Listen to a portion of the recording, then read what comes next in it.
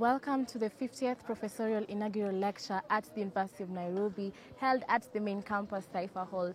Today, on the 27th of September, we are gathered here to celebrate Professor Jane Ambuko, a professor from the Faculty of Agriculture and a professor of Horticulture. Professor Jane Ambuko is a lecturer at the University of Nairobi, and today, as we do her inaugural lecture, we are here to recognize her milestone, to recognize her as one of the topmost lecturers in the university. It's also a way of bringing her outside to the outside world and sharing her journey.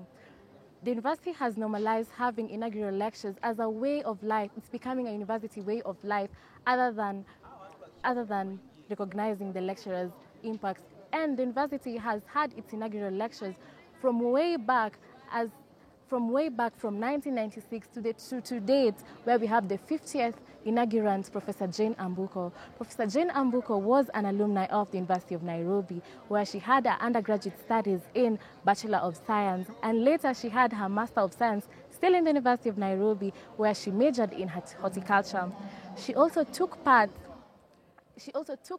in a very competitive competition where she won a scholarship to go and do her Doctor of Philosophy studies in Japan, where she did her Doctor of Philosophy studies at the University of Tsukuba, having a major in pomology and post-harvest studies. Dr. Jane Ambuko has had several milestones.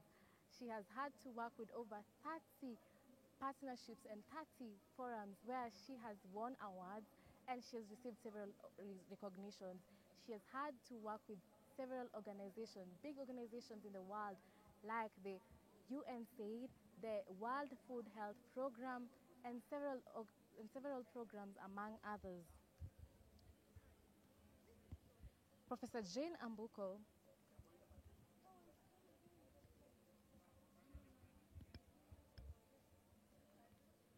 Professor Jane Ambuko has had several milestones. She has secured and managed over 30 projects worth millions of dollars, where she works with Rockefeller Foundation, the United States Agency of Development, USAID, and the Food and Agricultural Organization of United Nations. Professor Jane Ambuko has mentored over 40 Master of Science students and 8 PhD students to completion, with an additional of 30 graduate students currently advancing their research in various fields. She has reviewed over 80 journal publications and over 130 presentations. She promoted the United Nations International Day of Awareness Food Loss and Waste in the national level annually since 2020 to date. She's active contribution to various committees within and outside the University of Nairobi, with mentioning a few: the Micronutrients Forum MNF Board, the 3D Commission on Data, Social Determinants and Better Decision Making for Health. And here today, I have Dr. Macharia Mutie, a friend to Professor Jane Ambuko Lukachi, sharing the same field, sharing the same journey, and sharing the same achievements, more or less in common, to tell us more about Professor Jane Ambuko. You're welcome. Good afternoon. My name is Dr. Catherine Macharia Mutie. I'm a nutritionist by training, and Jane Ambuko is a friend, but also a professional colleague. Working very closely with her in the space of nutrition and food safety. One of the areas that we would say corroborates very well is, for you to have good nutrition, then you must have safe food, and you must then be able to take care of the food and post-harvest and have safe food for the consumers. And so in that intersection, we work very closely with Ambuko, and I'm glad today to really celebrate her as she gives her inaugural lecture. I met her while we were doing our MSc in Upper Kabete way, late 90s, and I'm so happy today to celebrate with her and wish her all the best, even as she continues to engage the society and to do good, to make sure that all of us consume safe foods. So as we work to that, in that space of improving nutrition. Thank you. Dr. Professor Jane Ambuko is a very inspirational lecturer. Would you like to, what's one thing you like about her? So Jane, I remember your laughter. Just as a friend, I know that burst of laughter that comes. It's just amazing. But also working with you and having worked with you the Journey Through Award, the African Women Leadership Development, it was also a time to learn more, to be leaders. And I believe that your students enjoy your skills, even as you continue giving them the expertise that they require. What's your word of inspiration to her today as she celebrates her day? Jane, congratulations. I thank God for you, and I really wish you very well, even in your career, even as you continue to influence the nations, leading from where you are as a leader in horticulture, in post-harvest management, and in the spaces that God will open up for you. All the best and congratulations. Thank you. As you have heard from one of the lecturers, a friend and a colleague, Professor Dr. Macharia Mutie, she is also inspired by Professor Jane Ambuko. Professor Jane Ambuko seems to be very unique as she shares a different journey from the rest and a unique journey from the rest.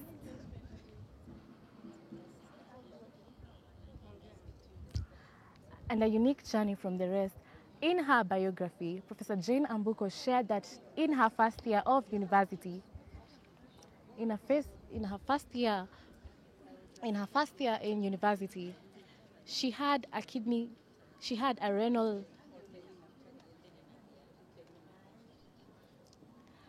She shared that in her first year of university, she had several challenges, several health problems, and an inspiring part of her is that she recognized each and every person who helped her in her journey, from when she suffered a kidney failure to when she received a kidney transplant. Professor Jane Ambuko, as I said, received several awards and is an inspiring lady to the country and to many people.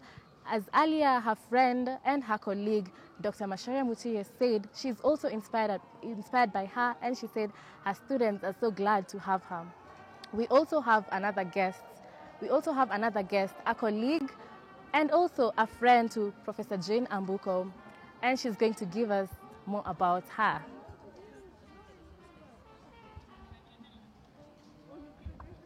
What's your name? My name is Professor Joyce Maina from the University of Nairobi.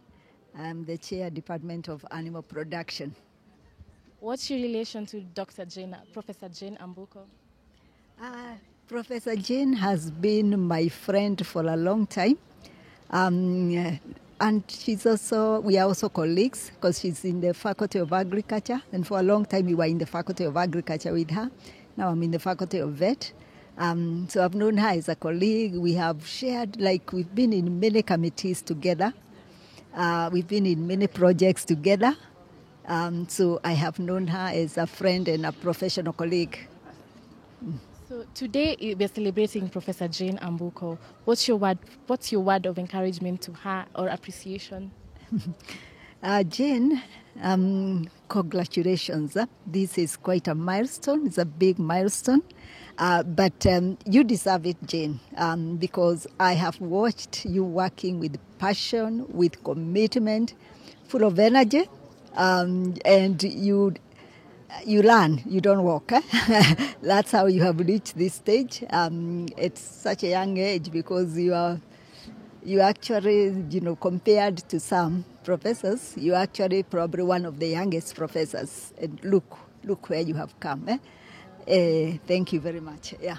On today's topic is from the lab to the land. Yes. Where we try and find solutions for food loss and waste reduction for the people and for the planet. What do you have to say about that?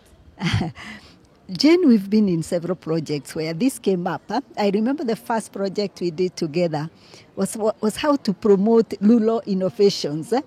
how to take things from our research to empower rural communities. And I can see you took it and ran away with it, and I can see that formed you, because even what you are doing now, working with communities, influencing policy, it means that you haven't been content to just work in the lab, but you took Sukapri message seriously, that from the lab we should talk to the people our stakeholders who are going to use our knowledge, and we should influence policy and influence agriculture in this country. Thank you. So people, for a young girl or a young person aspiring to be like in your field or be like Professor Jane Ambuko, what's your word for them? My word is that it takes passion. You have to be passionate in what you do. And Professor Jane Ambuko has been very, very passionate. And then you need to focus. You can be everywhere. You can see Professor Jane, she started post-harvest. And her gospel and everything about her, every work she did, every project was about post-harvest. So be focused. Don't go from here to here. And then energy, commitment, and then you work with other people, because collaborations are very important when one is trying to go into a field. Thank you. Yeah. Thank you. Thank you very much. As you've heard from a friend, another professor, it takes passion, commitment, and hard work. And most importantly, you have to put your head in the game. Today, celebrating Professor Jane Ambuko Lukachi. Today, celebrating Professor Jane Ambuko, we'd like to remind you that everything is possible. At first, she had all the issues in her first year of undergraduate studies, but she chose not to give up. She just held on to it. That should be. And her mantra is, God did, so I can do it. You should do that. So, still on her milestones, Dr. Jane Ambuko was part of the community outreach farmer aggregation, where they had several centers like the Karirumo in Embu County. She's also an active contributor. She's also an active contributor of the Micronutrient Forum Board, and she's also, as I said, she received several awards of recognition, both in the University of Nairobi, where she received a Merit Award in 2022. Let me repeat it. Today we are still at the 50th inaugural lecture of Professor Jane Ambuko, held at the University of Nairobi main campus, Taifa Hall. Today gathered here to celebrate Professor Jane Ambuko. Professor Jane Ambuko is doing a 50th inaugural lecture, a thing that is becoming a trend in the University of Nairobi as a way of life in the University of Nairobi, and also a way of recognizing her and a way of celebrating her milestones. It was first done in 1996 on September by the previous lecturers. To date, where we have the 50th inaugurant, Professor Jane Ambuko Lukachi, doing her own. It is such a milestone and a step forward, showing that it is possible. Professor Jane Ambuko, as I said, received an award, a Merit Award. And also, she is part of the Horticultural Association of Kenya. She is part of the Kenya National Young Academy of Science, KEWAS, and she's also part of the African Women in Agriculture Research and Development. Professor Jane Ambuko is among the top 28 people globally impacted post-harvest loss reduction by food tank. As I said, she had a PhD, a doctorate of philosophy studies in the University of Tsukuba in Japan, where she majored in pomology and post-harvest studies, and she's putting it into work. Because she's also part of the National Diversity and Inclusion. She also received an award in the National Diversity.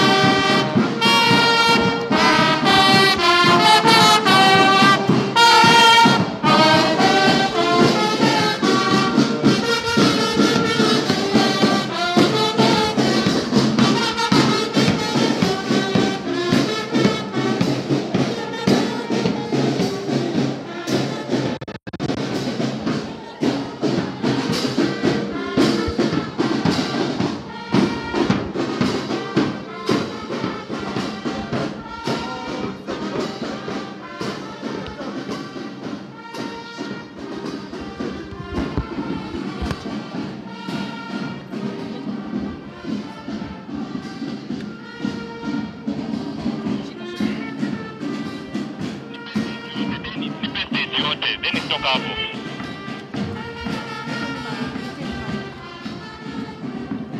Eka hapa.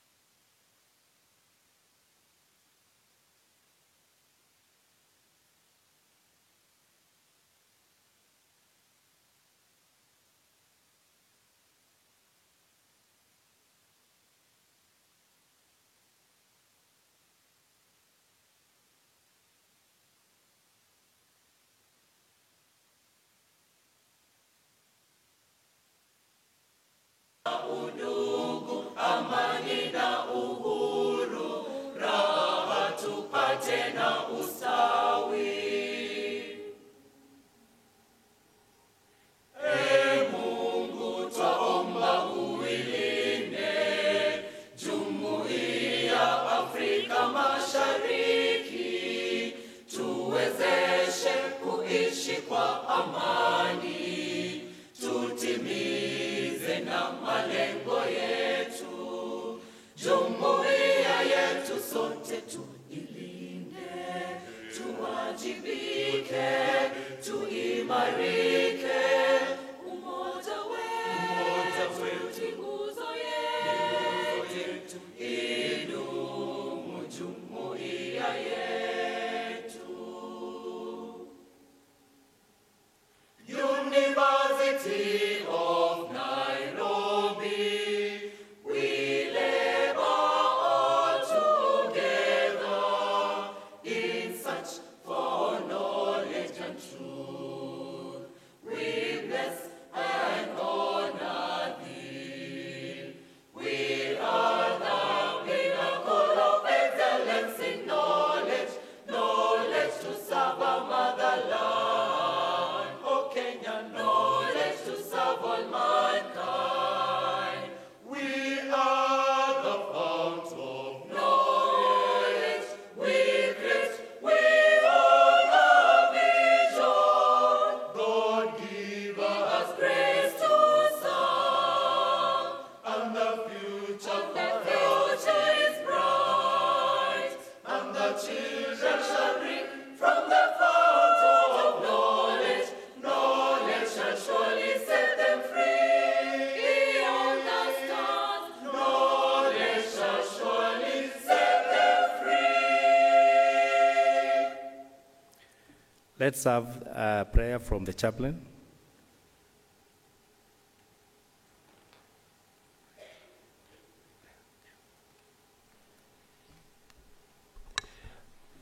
Let us believe and pray. Almighty God, most merciful, most gracious, such a wonderful moment you've given to us, the University of Nairobi community, to celebrate with one of us, Professor Jane Ambuko, as she delivers her professorial inaugural lecture, the 50th of the University of Nairobi. And we know the 50 is a golden number, even biblical. We all celebrate, and as we come to you, Lord, we ask you be with us, guide the whole program of the day, bless us, bless the university management, bless the Vice Chancellor, the Deputy Vice Chancellors, all the deans, all the chairs of departments, our students and lecturers, and our students. God, that you are going to inspire us so that we are able to be guided by your principles. For it is in Jesus' name we pray and believe. Amen. Thank you very much. We may be seated. I'll now welcome the University of Nairobi Choir to give us a number.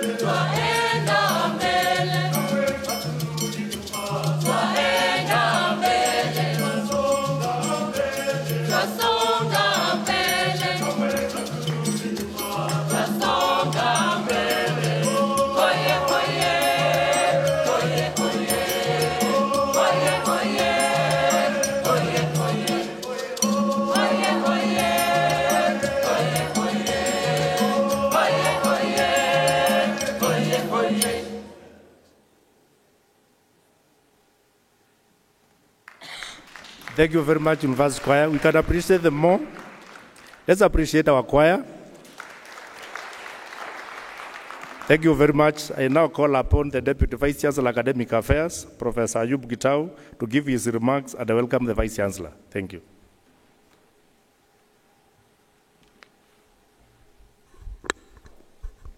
The Vice Chancellor, the DVC Research, the Deans, Senate, staff and student, all protocols observed. Good afternoon. So, again, as we have been told, we would like to appreciate the presence of our seniors, among others, Professor Micheka, Professor Okoth, the principal of Turkana University. So today forms the fifth inaugural lecture by our own Professor Jane Abuko. So we welcome all of us. You created time to be with us.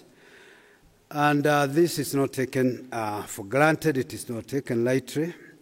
And it is my humble position now to invite our Vice Chancellor, Professor Margaret Hutchison, to give us one or two words.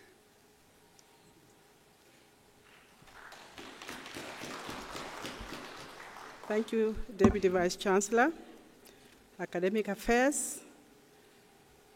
Before I go far, may I just appreciate our Deputy Vice Chancellor, Academic Affairs, Professor Ayub Kitau, the Deputy Vice Chancellor, Research, Innovation and Enterprise, Professor Francis Mula, the Chief Operations Officer, I haven't seen him, but I hope he's around, Brian Ouma, the Dean, Faculty of Agriculture, Professor Moses Nyangito, and other deans present, the Chairman of the Department of Plant Science and Crop Protection, Professor James Muthomi, and other heads of departments present,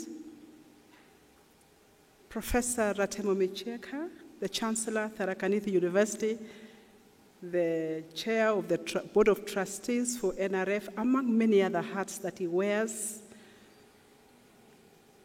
the Principal of Turkana University, Professor Cheminingwa, who has also been a mentor to me, is the one who actually pushed me to come into management, and who has also worked with us closely with Professor Jane Abuko, members of the University of Nairobi Senate who are present, the family of Professor Jane Abuko, specific mention to lay leader Jonathan Abuko, who is here with us. Dad, welcome to the University of Nairobi,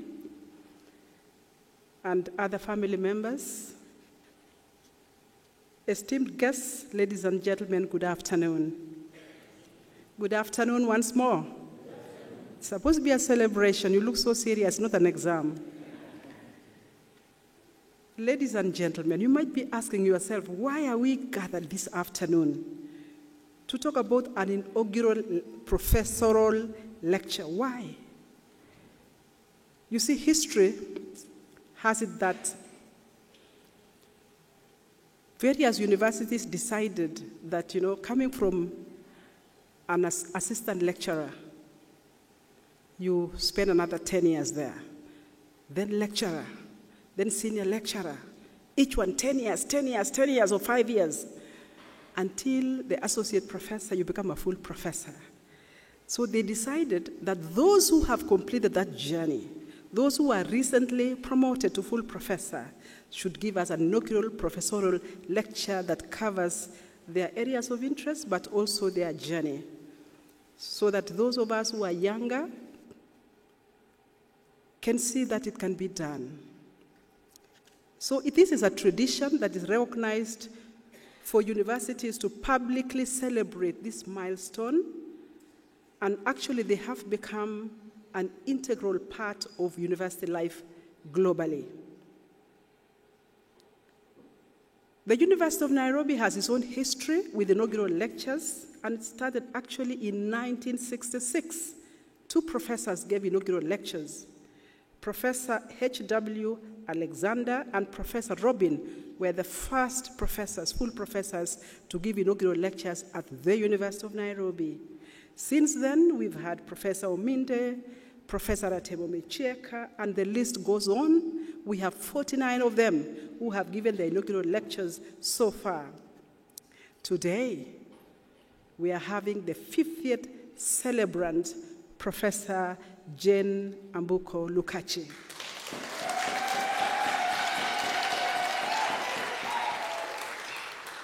So while we are celebrating Professor Jane Abuko, I remember when she first was actually promoted to professor, somebody asked me, she looks so small, why would she be promoted? And I said, she's packaged because she's fearfully and wonderfully made by the Lord. So Professor Ambuko's personal journey is one of extraordinary resilience, sheer faith. Ladies and gentlemen, after completing her high school in 1990, she was belatedly diagnosed with the end-stage renal failure, and she began undergoing peritoneal and later hemodialysis twice a week at the Kenyatta National Hospital. When it was time now to join the University of Nairobi, she had literally lost hope because of the ill health. However, and I emphasize, however, her parents, the lay leader Jonathan Ambuko, and the late Reverend Sarah Ambuko, who rested last year, and to whom this celebration is actually dedicated to, they encouraged her to take the opportunity as the first girl from her village to attend a university. Those of us who attended Mama Sarah's funeral will agree. You know, I used to say that I come from a village where there is no road and where you can't get it on a GPS, but I think Jane Ambuko's was worse. I couldn't get it on GPS, but somehow we arrived in that beautiful village. So against all odds, she reported to the Upper Kabete campus then and reluctantly started her BSc in Agriculture program because initially she wanted to do medicine. So coming to Kabete, sometimes they call it Kabete ya Ng'ombe, sometimes hardship area, she was convinced she couldn't manage because the physical demands, the several journeys to Kenyatta National Hospital, she just wanted to give up and ask, Lord, you know, to be present with you, to be absent from the body and is to be present with you. She almost said that, but she consulted one professor who was the faculty dean then, Professor Daniel Mukunya, who could not come here today. Mukunya encouraged her to stay on, little girl. And throughout her first year, her life was divided between the lectures, Kenyatta National Hospital, Student Health Services, and by the grace of God, she completed her first year without supplementary examinations despite her continually deteriorating health. As dialysis took its toll, doctors advised her that only a kidney transplant could save her life.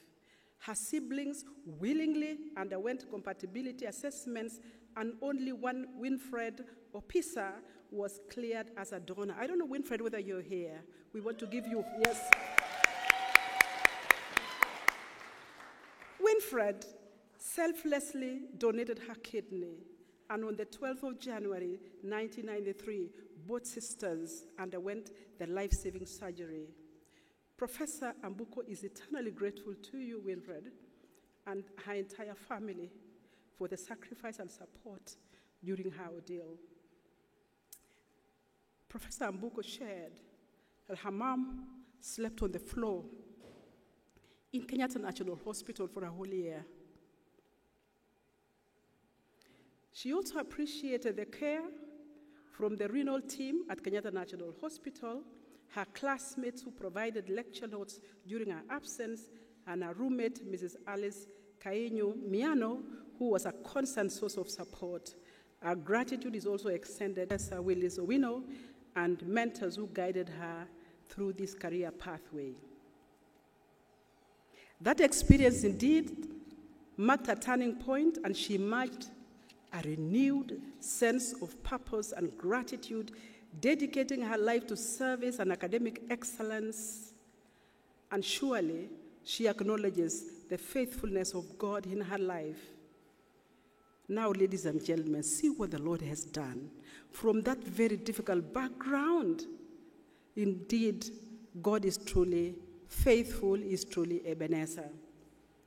I almost broke down because I've been part of her journey. She started her education in Malwaki Primary School in Vihiga County, proceeded to Bunyore Girls High School, came to the university as I had mentioned, She came back for her master's in 2001, MSc in horticulture. Immediately after that, she was employed as a tutorial fellow, and in 2004, she won a competitive grant by the Japanese government to pursue doctoral studies at the University of Tsukuba in Japan. She graduated with Doctor of Philosophy in Agricultural Sciences, specializing in pomology and post-harvest major in 2008. That year, when she finished, she was promoted to the position of lecturer, and in 2014, she was promoted to a senior lecturer. She proceeded to be an associate professor in 2019 and a full professor last year, October 2023. So coming all the way from primary to the highest level of academic excellence, being a doctor and also being a full professor now, you might want to know, how did she arrive there? You see, the first thing she did was she has actually secured and managed over 30 projects worth over $3 million US, not Kenya shilling.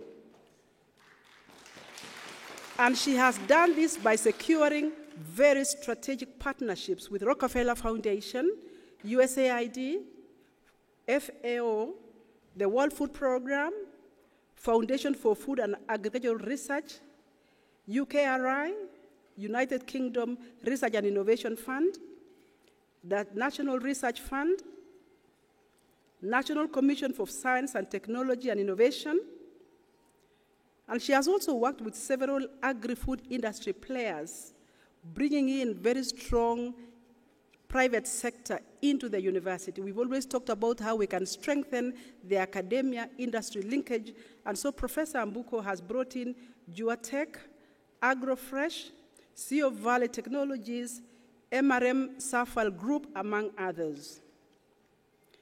On the academic front, also she has mentored 40 master's students, MSc, and 8 PhDs to completion, with an additional 30 graduate students who are currently advancing their research in various fields. She's widely published with over 80 peer-reviewed journal publications in the Norman Borlaug Fellowship in 2014, and she has moved away not just from the normal research outputs, she's actually brought out amazing innovations on evaporative cooling solutions, and she has registered 2 utility models and 1 innovative cold storage technology under the intellectual property protection.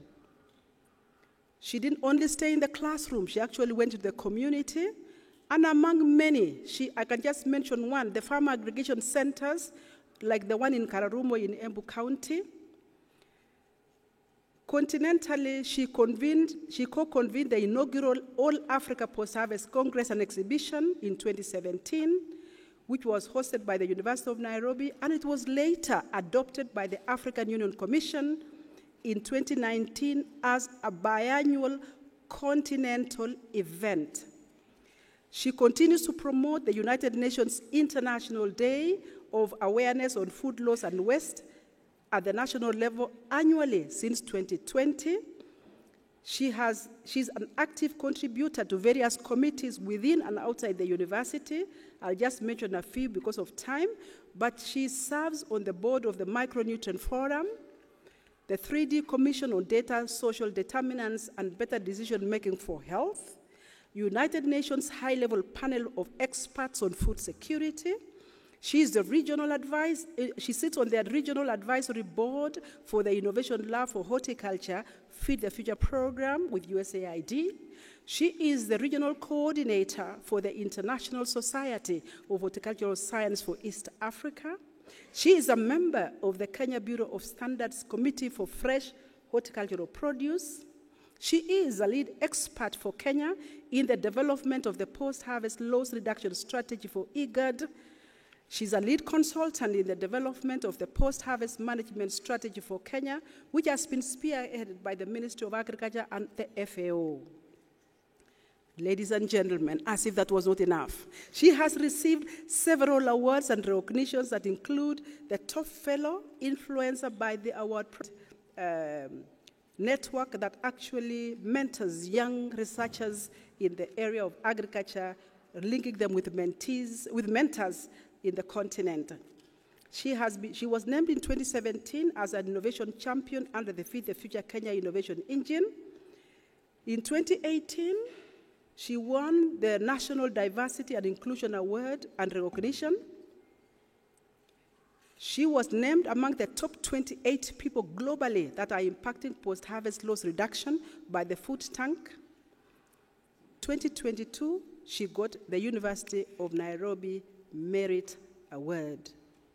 She continues to be an active member of various professional bodies that include the International Society of Horticultural Science, the Horticultural Association of Kenya, African Women in Science and Engineering, Kenya National Young Academy of Sciences, African Women in Agricultural Research and Development, the one I mentioned, award, and closer home, the Kenya Professional Association for Women in Agriculture and the Environment, famously called KEPAWAE. So with all that, I'm sure now you agree with me that Professor Jane Ambuko deserves to give us her presentation. And so this inaugural lecture today, From the Lab to the Land, Solutions for Food Loss and Waste Reduction for the People and the Planet, offers a remarkable platform for Professor Jane Ambuko to showcase her extensive expertise in the field of horticulture, specifically in post-harvest management.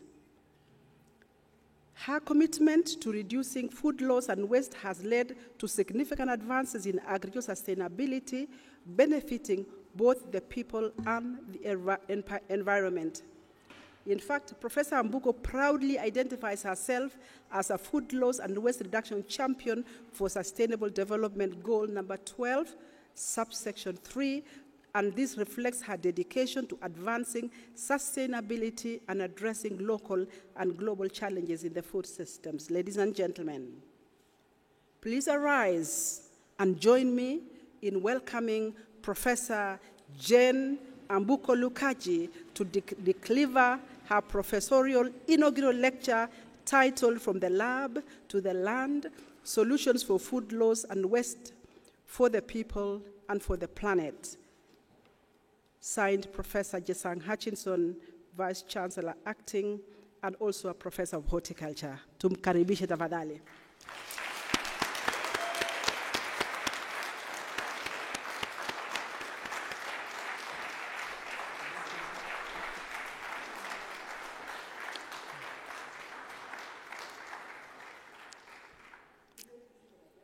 Yes, you may be seated. I know the Vice Chancellor has given the salutation, but I'll still repeat it as part of protocol. Yes. So the Vice Chancellor of the University of Nairobi, Professor Hutchinson. Sorry? Okay, Professor Hutchinson. The Deputy Vice Chancellor in charge of Academic Affairs, Professor Ayub Gitau. The Deputy Vice Chancellor in charge of Research, Innovation and Enterprise, Professor Francis Mola. The Chief Operations Officer is not here, Mr. Brian Ouma. The Dean, Faculty of Agriculture, Professor Moses Nyangito, who is today represented by Professor James Mudomi, my immediate boss. My chair, again, who is representing the Dean, but is here also in his capacity as my immediate boss.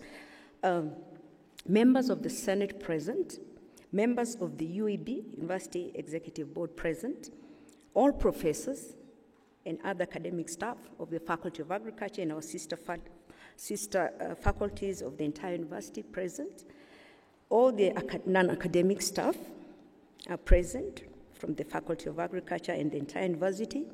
My beloved family who are present and others following online. My research and funding partners who are present and those that are following online. And my dear friends, whom I will not, there are so many, but they're my friends who are present physically and online. Good afternoon. And I want to thank you very much for honoring my invitation and coming to hear me talk about my journey to professorship. Thank you so much. ICT people, if you could just put on my presentation. So today I'm going to talk about something that we all relate to, isn't it? Food. Okay, so nothing rocket science here, just food, how we relate with it. So the topic of my lecture is From the Lab to the Land, Solutions for Food Loss and Waste Reduction for the people, for the planet. You'll understand as we go along.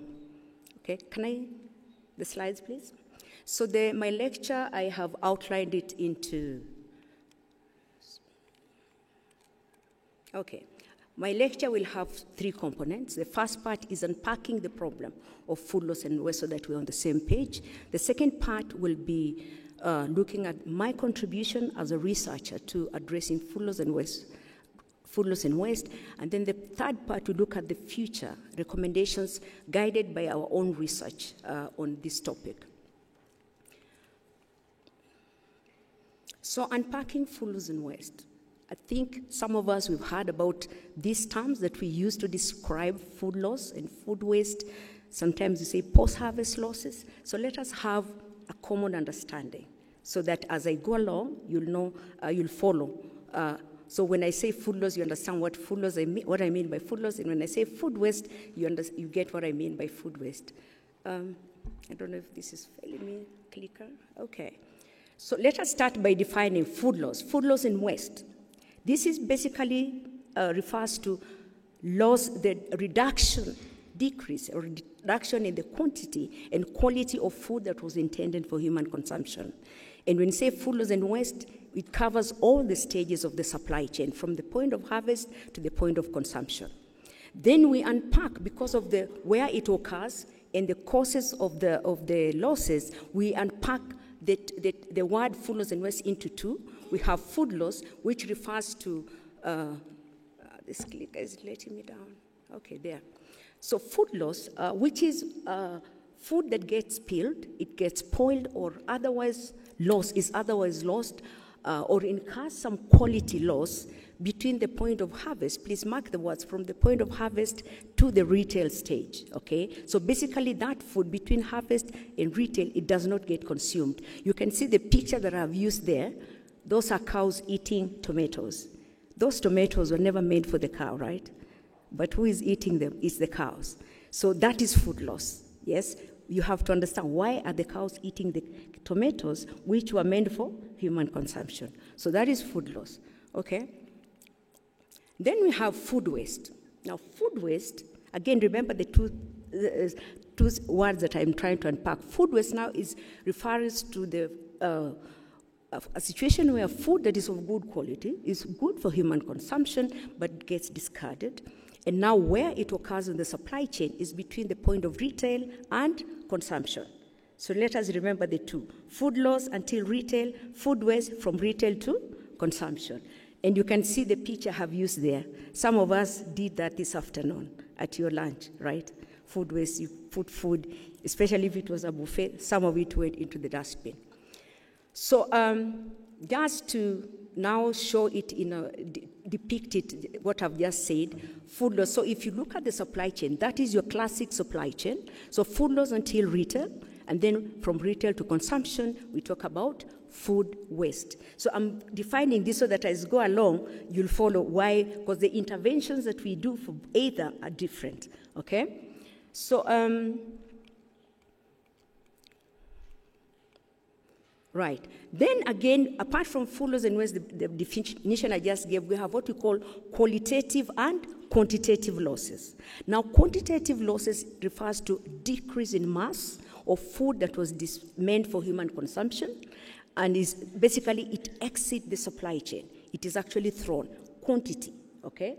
But qualitative losses refers to a decrease in attributes that reduce the value of the food. So it could be a safety issue, it could be like the picture I have put there, those carrots, they don't look very good, right? So when you go to the market, you wouldn't buy these carrots, but of course if you're given for free, you'll take them. But if you're to pay, you wouldn't pay for them. So there's a reduction in value. So qualitative versus quantitative. The ICT people, if you can just let my slides run without the intersection to help me. Okay, so we have a distinction between qualitative, quantitative losses, food loss, food waste. Are we together so far? Thank you. So after we have defined the qualitative and quantitative losses, now we want to understand how much do we lose. I think this clicker is really, okay, right. How much do we lose? So we understand food loss and food waste. How much do we lose? We have understood the causes, the quantitative, yeah? So how much do we lose? So those of us who are in this space are familiar with 3 reports. There's the FAO report of 2011, which we call the Holy Grail of food loss and waste. Now this report, okay, there. So this report of FAO 2011, it reported it is a report that we have been using for a longest time, and some countries, some organizations still quote the figures that are laid in that because it was the most comprehensive report on food loss and waste in 2011.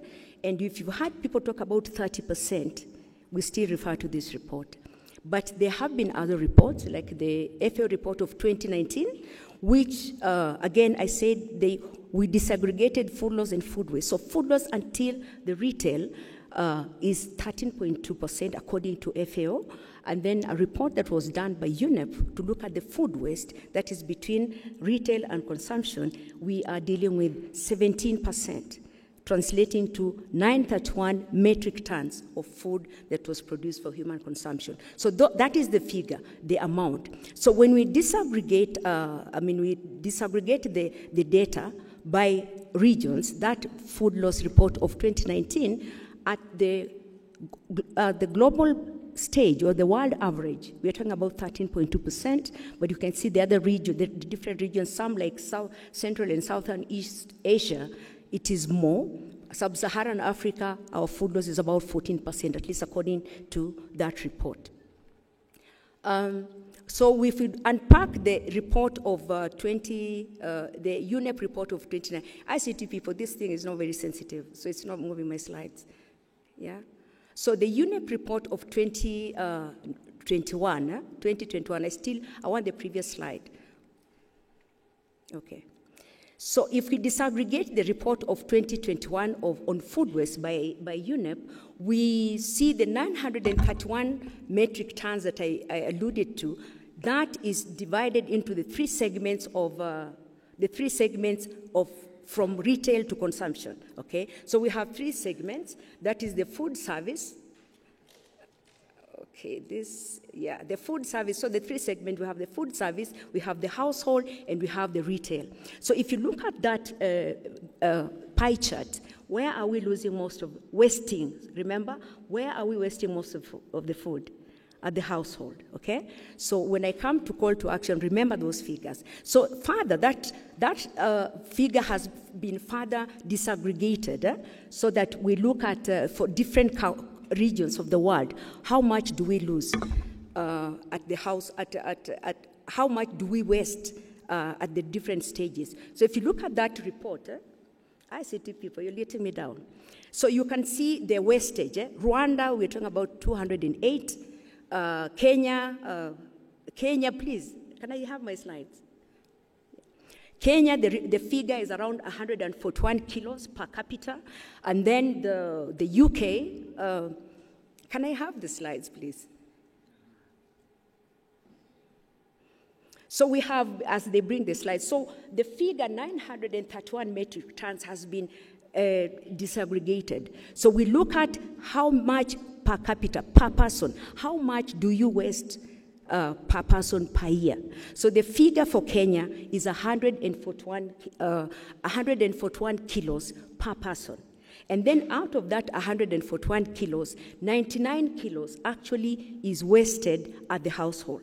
Okay, and then the others, the remnant, which is a difference between 141 and 91, is actually wasted in the other sections of the service. Okay, so if the slides were here, you'll see that. Okay, here are the slides. If the slides were here, you'll see. Look at that graph. Kenya is at 141. UK is at around 98 kilos. That is per capita food waste. And the world average per capita food waste is how much? 120. Okay. Now this report actually debunks our earlier reports that we used to say that, you know, the developing countries like Kenya, they suffer more from food loss. They do not have the luxury of wasting food. But you can see Kenya is actually wasting more food than UK. You understand?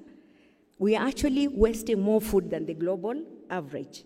Yes? So remember those figures when we come to call to action, that in fact, while we are food insecure, we are wasting more food than even the developed countries. That is the data that we have, okay? So you'll remember that when you come to call to action. So what causes the food to go to waste? Now again, if you read the booklet, there's more explanation about what we call the causes and drivers of food loss and waste. But basically, if you look at the supply chain, we say that the drivers or the causes of food loss are actually interrelated. Yes, so action at one stage of the supply chain could be the reason we have loss or waste at another stage of the supply chain. So we say that when you're trying to tackle the problem, you need to look at the food supply chain as a conveyor belt. So interventions should be holistic and not, you pick one stage and say, okay, I'm going to address the losses at this stage. So just to understand that we have to contextualize the causes and we have to look at the supply chain in a holistic manner. Okay, so I'll just speak. If you check in the booklet, there are different definitions or description of food loss, the causes and the drivers of food loss. But I'll just pick one, what we call the direct versus indirect causes of food loss and waste. Now, direct causes is actually the immediate factors that contribute to the observed. So if you go to the farm and you find some carrots were left, you try to associate them with the farmer, isn't it? Yes? So the immediate factors that cause the food to go to be lost or wasted and is actually associated with the actions or lack of actions of the actor at that stage. Then we have what we call indirect causes of food loss and waste. So if you look at the photos I've put behind there, at the bottom of the slide, you can see there's a lorry there that is stuck. That is poor road. So we talk about indirect causes. These are underlying factors, systemic issues that contribute or make worse the direct causes of food loss and waste. So if you look at on the left side, that is how our farmers, our traders package. Yes? I don't know, we have seen the way they package vegetables, fruits in sacks like that. You see, that is action by an actor. But when they're packed like that, imagine they're packed like that, and then they're put in a lorry, that lorry that is taking them to the market, then the lorry gets stuck on the way to the market. What will happen? Yeah? So already it's bad enough the way they're packed, and then it gets stuck in that. You've had farmers say that, they harvested, but the traders could not access the farm to pick the produce. So you see, that is a poor road. The farmer has no control over that factor, isn't it? It's something beyond control of the farmer, but it's something that will worsen what is already a bad situation. Okay, so that is, I'm just rushing through because there's so much to say about the causes, but you can read a few details from the booklet. So we have losses. What is the impact of these losses? What is the impact of food loss and waste? We have a social angle, we have an economic angle, and we have an environmental angle. If we look at the social angle, we say that, if food that is being lost or wasted was to be redistributed, it could actually feed 2 billion people, okay? Come back home, in your house, the food that you waste, how many people could feed on it, okay? So given that we know upwards of 800 million people cannot afford meals or even a healthy diet, yet so much food is going to waste. That is a social matter. Yes, it should prick our conscience that you're wasting food while people are actually starving. So from a social perspective, we lose food that could be feeding people that are hungry. From an environmental perspective, again, that one is not displayed very well, but when we waste food, it's not just the food that goes to waste. It's the resources that are used to produce that food. transport it, process it, do whatever it's done to it to get to you, and then it goes to waste. So look at the other things behind the food. So it's not just the food, it's everything that went into producing that food, okay? So we have what we call the carbon footprint. Apart from using limited resources to produce food that goes to waste, that food, when it ends into the landfill, it also contributes to greenhouse gases. It's estimated that food loss and waste alone contributes up to 8 to 10% of the greenhouse gases. In fact, if it was a country, it could be the third largest contributor to greenhouse gases. And you know what greenhouse gases are doing to climate, isn't it? The climate change. So it's not enough that we're using limited resources to produce food that goes to waste, but when we waste it further, we make things worse, generating greenhouse gases. That is an environmental perspective, okay? Then come to the economics of food loss and waste. We waste food, it's actually money, okay? Globally, it's estimated that the food loss and waste, if it were to put a monetary value to it, it is valued at $1 trillion US, okay? I was reading a report somewhere that says that, in fact, in the Kenyan context, the food loss and waste is equivalent to 10% of our GDP, okay? But then back to you yourself. You need to actually go, if you've been losing food, imagine if you lose 141 kilos, one of you, you're a household of 10, let's say, calculate. What does that translate to, money-wise? If you're to save that food as a household, would you save money? Yes, we can save money, isn't it? From a global perspective, there are figures, but you can also save money as an individual by just addressing food loss. So having said all that I've just summarized because I wanted to come to the call to action. So there's a call to action to reduce food loss and waste. I need to remind us that this week actually we've been marking the International Day of Awareness on food loss and waste, so a lot of activities have been going on. So the UN actually designated September 29th as a day to raise awareness about food loss and waste. And this is because the problem is there, but it looks like we don't get it, right? So I'm hoping that through this lecture, you actually get to know that, in fact, we have a problem. So because of the importance of food loss, there's a day, there's a target. So we have the 17 SDGs. There's a SDG 12 on responsible consumption and production. There's a target to actually reduce food loss and waste, yes? To reduce, first of all, half the per capita food waste at the retail and consumer and reduce post-harvest losses by the year 2030, okay? At the continental level, the heads of state, African Union heads of state, have actually committed, they committed in 2014 under the Malabo Declarations to have post-harvest losses by the year 2025, that is next year, from the levels of 2014. So this is something that is still going on. I don't know where we are at because they have been checking to see how well are we doing. But for the SDG 12.3, we only have 6 short years for us to act. So there's a call to action for all of us, yes? We have, I think in here we have all kinds of actors in the agri-food sector. We have government and policymakers, we have private sector, we have development partners, we have civil society, but we have consumers, all of us, isn't it? All of us are consumers. And then we have researchers in academia like me. So I'll go after talking about consumer, I'm going to talk about what researchers ought to do to contribute to this problem or to the reduction of food loss and waste. So I'm going to go straight to the call to action to consumer. And this is directly to all of us, okay? We can reduce that, isn't it? The 1.141, you remember how much? 141. We can actually reduce that. We can plan our meal. Some of us just cook. Yes? Some of us come from areas where we just cook.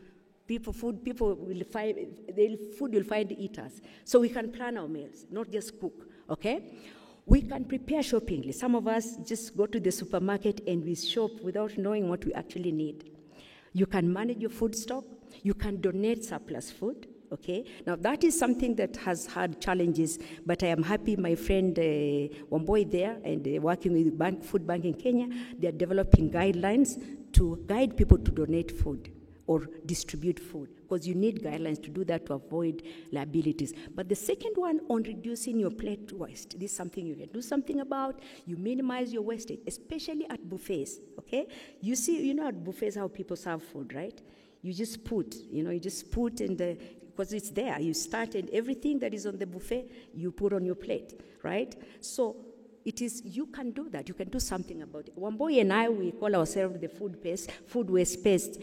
If you sit with us, if we are in a meeting or a place where we're eating and you serve food on your plate, you'll finish it. You served yourself, right? So I want us, as we talk about call to action, apart from reducing your own food waste, you can actually be a champion of food waste. If you sit with somebody who served themselves food in a buffet, they need to finish it because it's a buffet, isn't it? They can go back for more if they want. So that is something we can do about this. Actually, the call to action for us, we can do something about for consumers.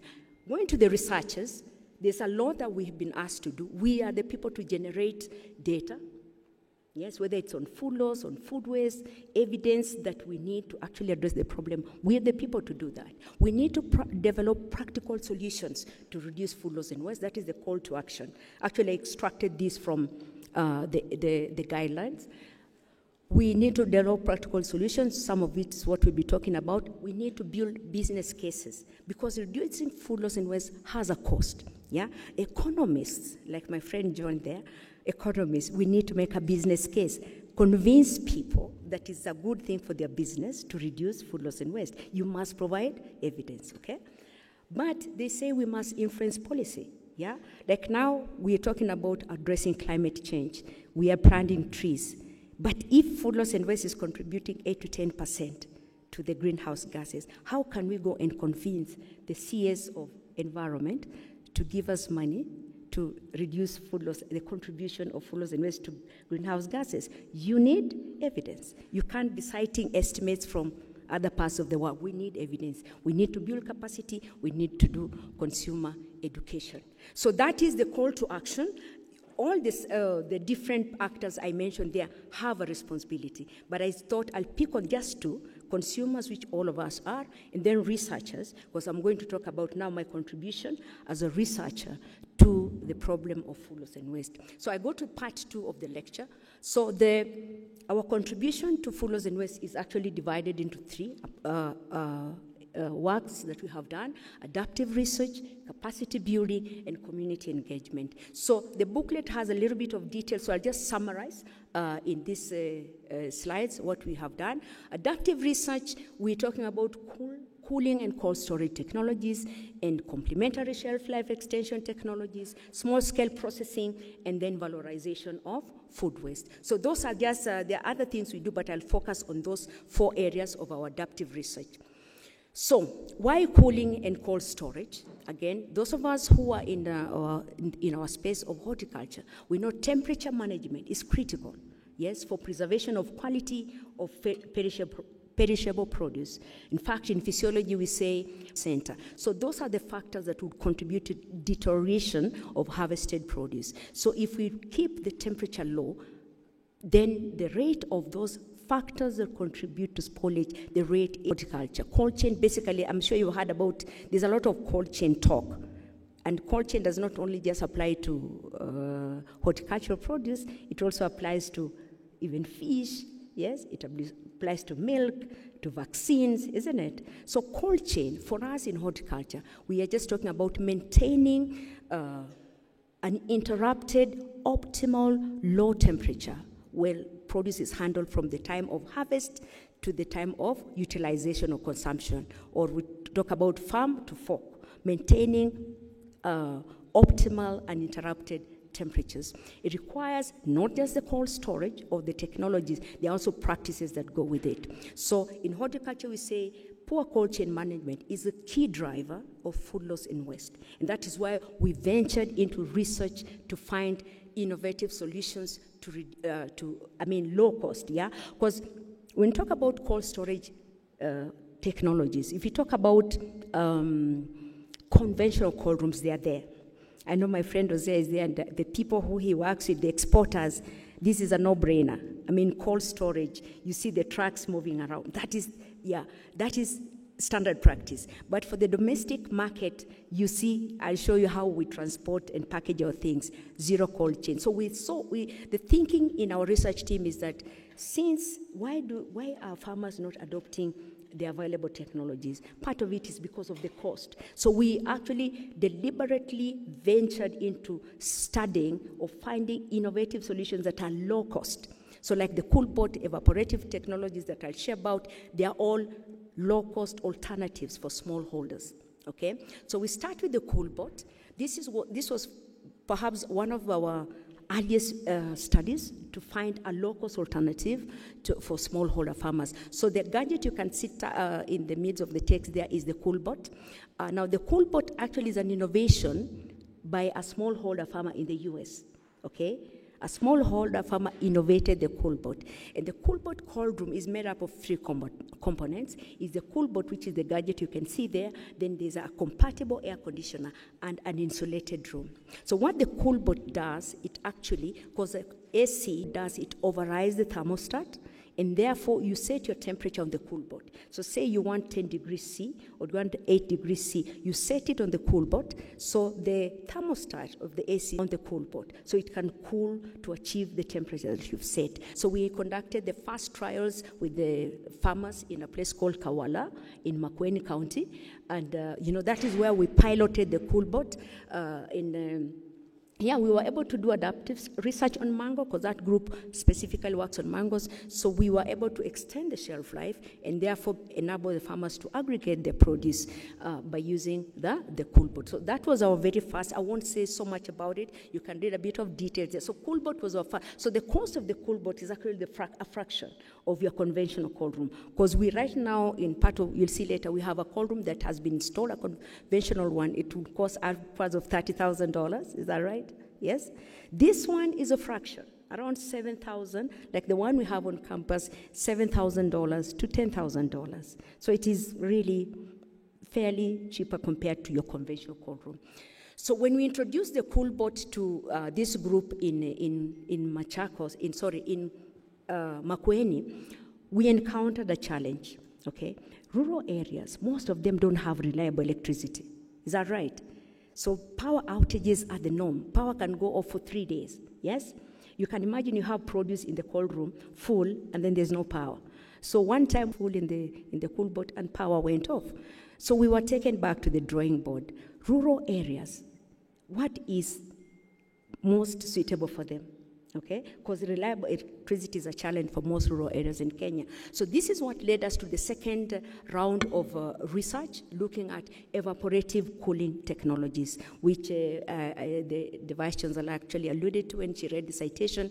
That, of course, I'll mention later about the team that is behind. I'm just the face of the innovations, but the team behind, clearly you don't think I was constructing this thing, but I have a team which I'll acknowledge, that this is a work of engineering. So what as we're looking at the CoolBot, we realized that grid, where you can cool without electricity. That's how we came up with the solutions for evaporative cooling. Now, the principle behind evaporative cooling is that you can see there's a wall there. That wall is made up of inert material. It could be charcoal, it could be sand, it could be any material that can hold water. Okay, so the principle is you keep that medium wet, so when hot air from outside encounters, yes, the hot air from outside encounters the wet charcoal or the wet sand, then it takes the heat, the heat in the air is taken up by the water as it evaporates, so that the air then gets into the chamber is not only cooler because the heat has been taken out by the water, but it's also humid. Okay, so those two components is what informs the principle of evaporative cooling. Okay, so the inert material, like I say, it could be charcoal, it could be sand, it could be other materials like notion. Our first evaporative cooling technology is what cooler. Now the zero energy brick cooler, in fact for me, I first encountered it in a training Harvest Education Foundation that is led by one of my... so when we're doing the practical session after a whole 2 weeks of a whole year of training, we went for a practical session in Arusha. And I found this very simple technology.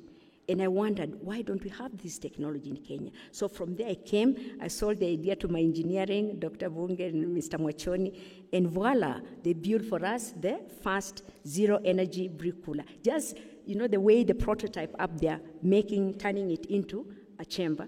And so that was our very first evaporative cooling technology. We did on-station studies, and we could find that, in fact, the temperature difference between the ambient outside and inside the zero-energy brick cooler ranged between 1 to 10 degrees centigrade, depending on the ambient room conditions. Of course, that is good. You remember I talked about Q10. For every 10 degrees increase in temperature, the rate of spoilage increases 3 times. So even 10, a difference is good enough for temporary holding of the produce. So we did, of course, studies. You can check in the booklet. We did studies on that. We stored vegetables, and with that chamber, we could extend the shelf life by up to 5 days. Okay, you can buy it 5 days. It's heaven, right? So this was our first innovation, zero-energy brick cooler, which we did on-station studies at our campus. Then, of course, as we introduced it to the users, we realized that the initial one has a challenge. The wooden frame is prone to rotting. Okay, so engineers again thought about how do we tackle that problem, and they introduced the galvanized aluminum frame instead of the wooden to deal with the problem of rotting. So that is our second generation zero-energy brick cooler. But then another thing we encountered while introducing this to the farmers is that the bricks, because remember it is made up of a double wall of bricks that has sand sandwiched in between. We realized that with continued wetting of the sand, the bricks will start to fall apart. In fact, in one area, we went and found that Mr. Mochoni can remember this. The bricks had just fallen apart, and so. What do you do with this kind of thing? Because it's very temporary. So the engineers thought hard, and they thought we can actually improve the bricks. So they came up with this their design that has these special bricks which have a cavity. Instead of double wall of bricks, you have a brick with a cavity. You put the sand in there, okay? So now you have a single brick held in place very nicely. And then further, they reinforced it with some steel rod. So the structure remains solid, as you can see in the photo there. Okay, so that was our second generation zero-energy brick cooler. Then, as of produce, and 2, you have to load produce from the top. Yeah, so if you have heavy produce, bending to put it in the chamber is hard work. So they say, why don't you make it bigger? Where we can walk in like just a normal cold room. So the engineers went back to the drawing board, and voila, we have the resized zero-energy brick cooler, a 4x4 unit. Again, this is work of a biosystems engineering student. I don't know if he's here. He has not yet graduated, but this is his work. So you'd think, that is like a house. Those bricks don't have any cement in between. They're just interlocked. And for them to go up without falling apart and having the sand, remember the sand has to be in between the bricks to hold the water so that you have evaporation. It's not as simple. In fact, for me, I thought, what the heck? But it's not as simple. The guy continued on, do this, remove, and try again until he brought it up. So preliminary studies have shown that, in fact, it has more cooling efficiency. It has micro fans that improve circulation. So it's actually more effective than even the smaller one. But work is still going on to perfect it. But just to tell you the journey of the zero-energy brick cooler. Then we have the charcoal cooler, the evaporative charcoal cooler. I think most of us are familiar. When we talk about evaporative cooling, maybe most of us are most familiar with the charcoal cooler. Okay, so this is your most traditional charcoal cooler. If you go in many places for people storing produce on the farm, you'll find this. And you see, just like I said with the zero-energy brick cooler, the wooden frame is a challenge because of rotting, and sometimes they are attacked by termites. So this is the first generation charcoal cooler, which we even had at our field station where we sell vegetables. So the engineers thought that how about, just like in the zero-energy brick cooler, replace the wood with the galvanized aluminum. okay, so that it doesn't rot. So this is what they do, plus using expanded mesh for the walls. So this is what we introduced to some groups in Karurumo and Machakos, yes. And then we have, so this is the second generation, charcoal cooler. The third generation, when we took this evaporative cooling to a group of traders in Turkana, those areas have extreme temperatures, high temperatures, during the day, and sometimes low temperatures at night. And the engineer said that temperature extremes are not good for the cooler, for the chicken wire mesh that is used. So they thought again, and they came up with the encasing the charcoal cooler in fiberglass. So the fiberglass, that it will never rot. So the only thing you do, it's still, you can see it's the fiberglass, it has still the holes that allow air to pass and the hot air to pass and encounter the water in the charcoal and achieve the cooling. So that is the third generation charcoal cooler, which is on campus. And again, we have tried to promote it and take it to the users. Okay? Cold chain. You remember what I talked about cold chain. So we've talked about two kinds of technologies, the CoolBot, the evaporative cooling. The third one is solar cooling. Now the reason, what inspired our research on that cooler that you'll just see soon is this practice. I think this is common practice that you see how they transport our produce, right? You see this on the road. They just pack the produce on the lorry, and really, who cares? In the heat of the sun, if it gets there, half of it is cooked. Yes, look at how we pack our cowpeas. This photo, we took it in Kisii. Those vegetables are packed on top of the lorry. They are going to come to Nairobi. Yes. So this is how we handle our produce. And if you remember, I talked about cold chain. So this is how we break the cold chain. Because by the time, those of you who've dealt with vegetables, the way they're packed, by the time they get to you, half of them are yellow. Is that right? They're yellow. This is bad practice. So what we're trying to do, and this is something that we were trying to introduce, is refrigerated, low-cost refrigerated truck, Hosea. So we want to ensure that even if the big boys of the industry have refrigerated truck, what can our smallholders have? So this is, it is still work in progress. It's something we started during COVID, but you remember during COVID, a lot of funding was cut because of COVID, and so we never got to put this one to test. So that's why I look at it as a potential solution. It has potential. We haven't tested. So I usually tell people who visit that it's the one technology that we don't have any results to report, but it has potential. So partners, let's do this one. Let's add it to the innovations that will help our farmers. So apart from those technologies, I will not highlight this, but we also, apart from cold storage, we have done extensive research in what you call complementary technologies that complement the cold storage. 1-methylcyclopropene and ethylene inhibitor we have tested, and we have protocol and optimal applications for different fruits. Hexanal, this one now was a project that was led by the VC. She got funding from IDRC, and we actually, and I think the student who did that research is also here, Dr. Penina. She did the research on Hexanal, ready, market ready. We are just waiting for approval. Professor, VC. Hexanal is market ready, but we are still, all these technologies, market ready, but we are not applying them, okay?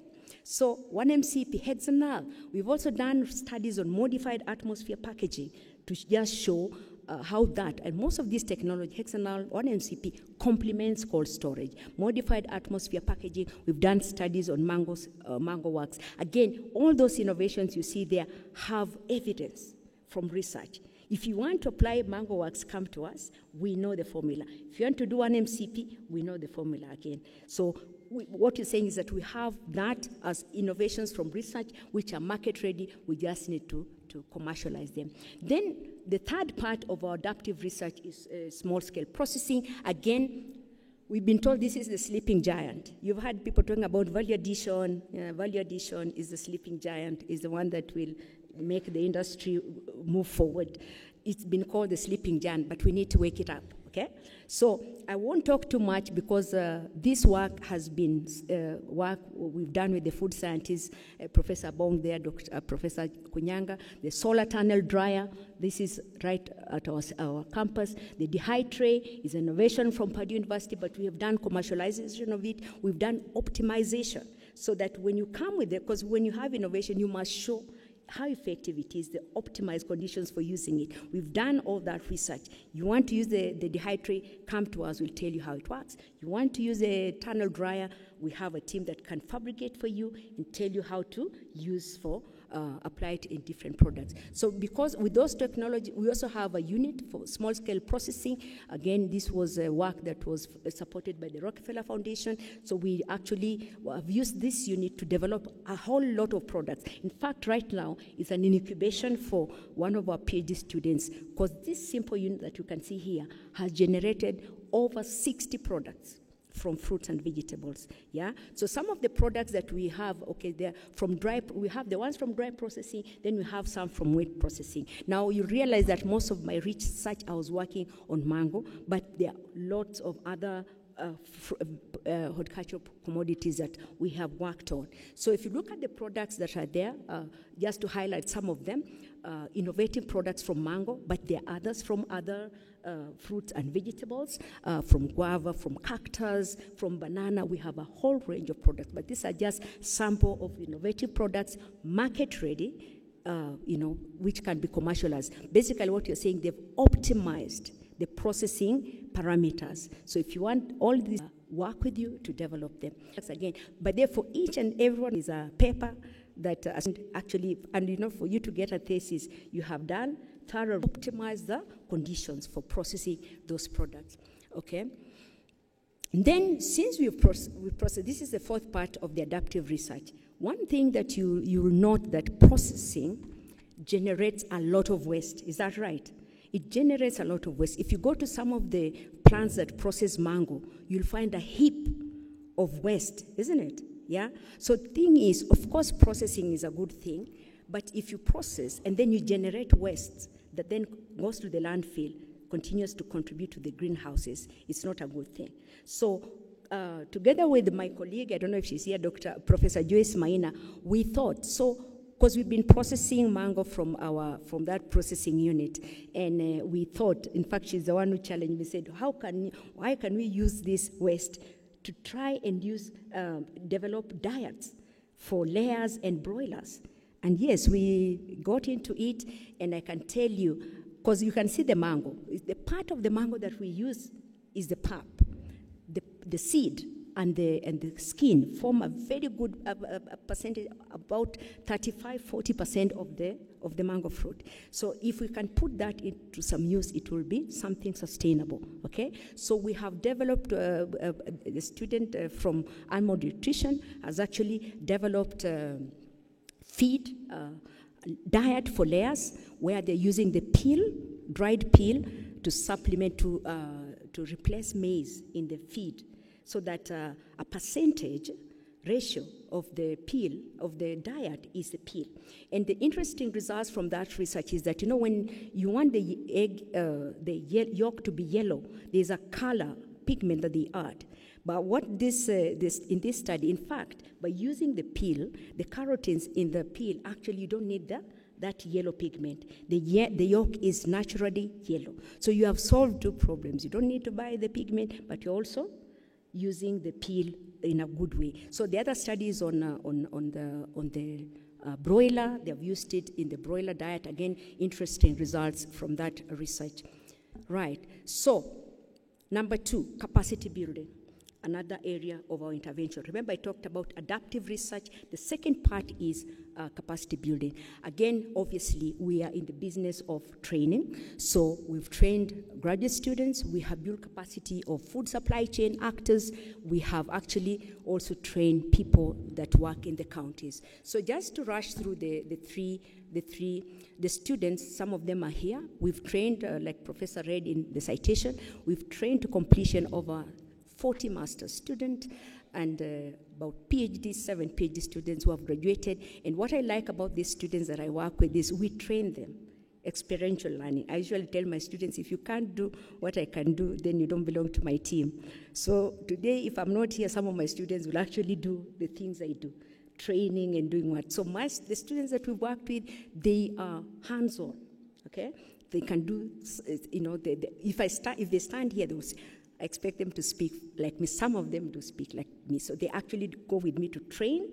And so I like the fact that they are hands-on. So apart from the student, which is, of course, our core mandate, we have also developed short courses, tailor-made for, you know, different actors or practitioners in the food supply chain. We do that. We've done and we continue to do. We have built capacity across the country and even internationally. We've trained people across the region on post-harvest. We tailor-make courses. In fact, the thing here is, if you have a group that wants a specific training in post-harvest, we create that course for you and we deliver for you. Just the same way FAO came to us last year and told us that, you know, we need to build capacity of county people so that we have champions in the counties, yes? So they gave us the objective, and we developed a course tailor-made for them to suit the objective. And so with that course, we have been able to train champions, Food Loss and Waste champion in all the 46 counties. Only Isiolo was not able to join us in that training.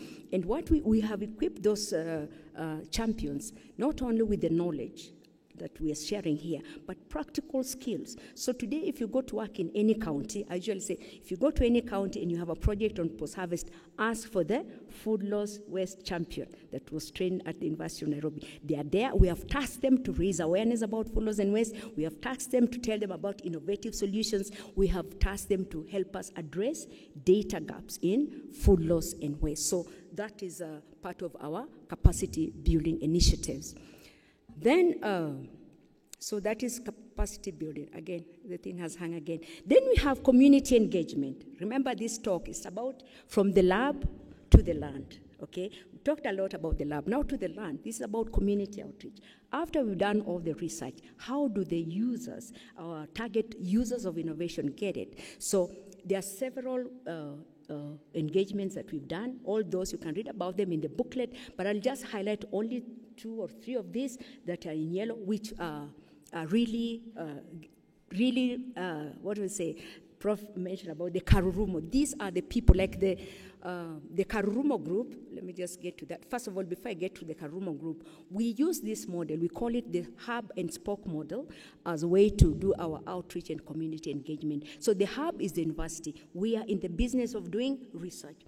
The spokes are the users of our innovation. So if you look at the way it is drawn, it's reiterative. So we work with these groups, whether it's farmer group, women groups, youth groups, or private sector, private companies. We say we want to co-create innovation. So tell us your problem. We co-create the solution. So some of the things that the products that you saw we developed from fruits and vegetables, we have taken them to the users. Sometimes they tell us, okay, we don't want this one. Can you change like this? That is what we need to do. That's what we do. So we work like, remember the technologies that I have shared, like the charcoal cooler, the brick cooler. Feedback from the users take us back to do more research to improve on it. So this is how the hub and spoke model, you can see the arrows are pointed on both sides. So we work together, the research, the hub, and the spokes to co-create and scale the innovations from research, okay? So there, I want to highlight, spotlight some of the 3 groups that I think just to represent the others. So there's a group that we call the Karurumo. This robe is falling apart. So the Karurumo, hey, the thing is dead again. It's not sensing. Okay, there we are. So the Karurumo Horticulture Self-Help Group is one of, in fact, for me, this is the group that actually got us out of the lab, because we had done all that research. And I remember Betty Kibara from the Rockefeller Foundation. She told me that you're just always talking about these things. Why don't you take them to the users? And thanks to a grant that we got from Rockefeller Foundation under a program called the Yieldwise Initiative, we established Karurumo Aggregation and Processing Center. And at that center, all the technologies that you saw me talk about, the CoolBot, the charcoal cooler, the brick cooler, the solar dryers, we all brought them there. We want them, in fact, we're talking about zero loss centers, yes, where in that project, we actually worked together with TechnoServe. TechnoServe did the pre-harvest, trained the farmers to produce good quality. The idea was you bring good produce to the zero aggregation center, all of it goes to use. It's either sold fresh or processed in some product, and the waste is reused into something, okay? So we tested all that in Karurumo, and also did the capacity building. We trained them how to handle the produce, how to do small-scale processing, and we said, there you are, make money, yeah? Unfortunately, they haven't made so much money as we anticipated, but that, if you want a model, smallholder aggregation center, or zero loss center, if you go to Karurumo, the model is there. It's just that, again, it depends on the person who has the facilities. These ones haven't optimized, but this is potential to actually give you what you're calling zero loss, that you can actually use every produce that comes to the center.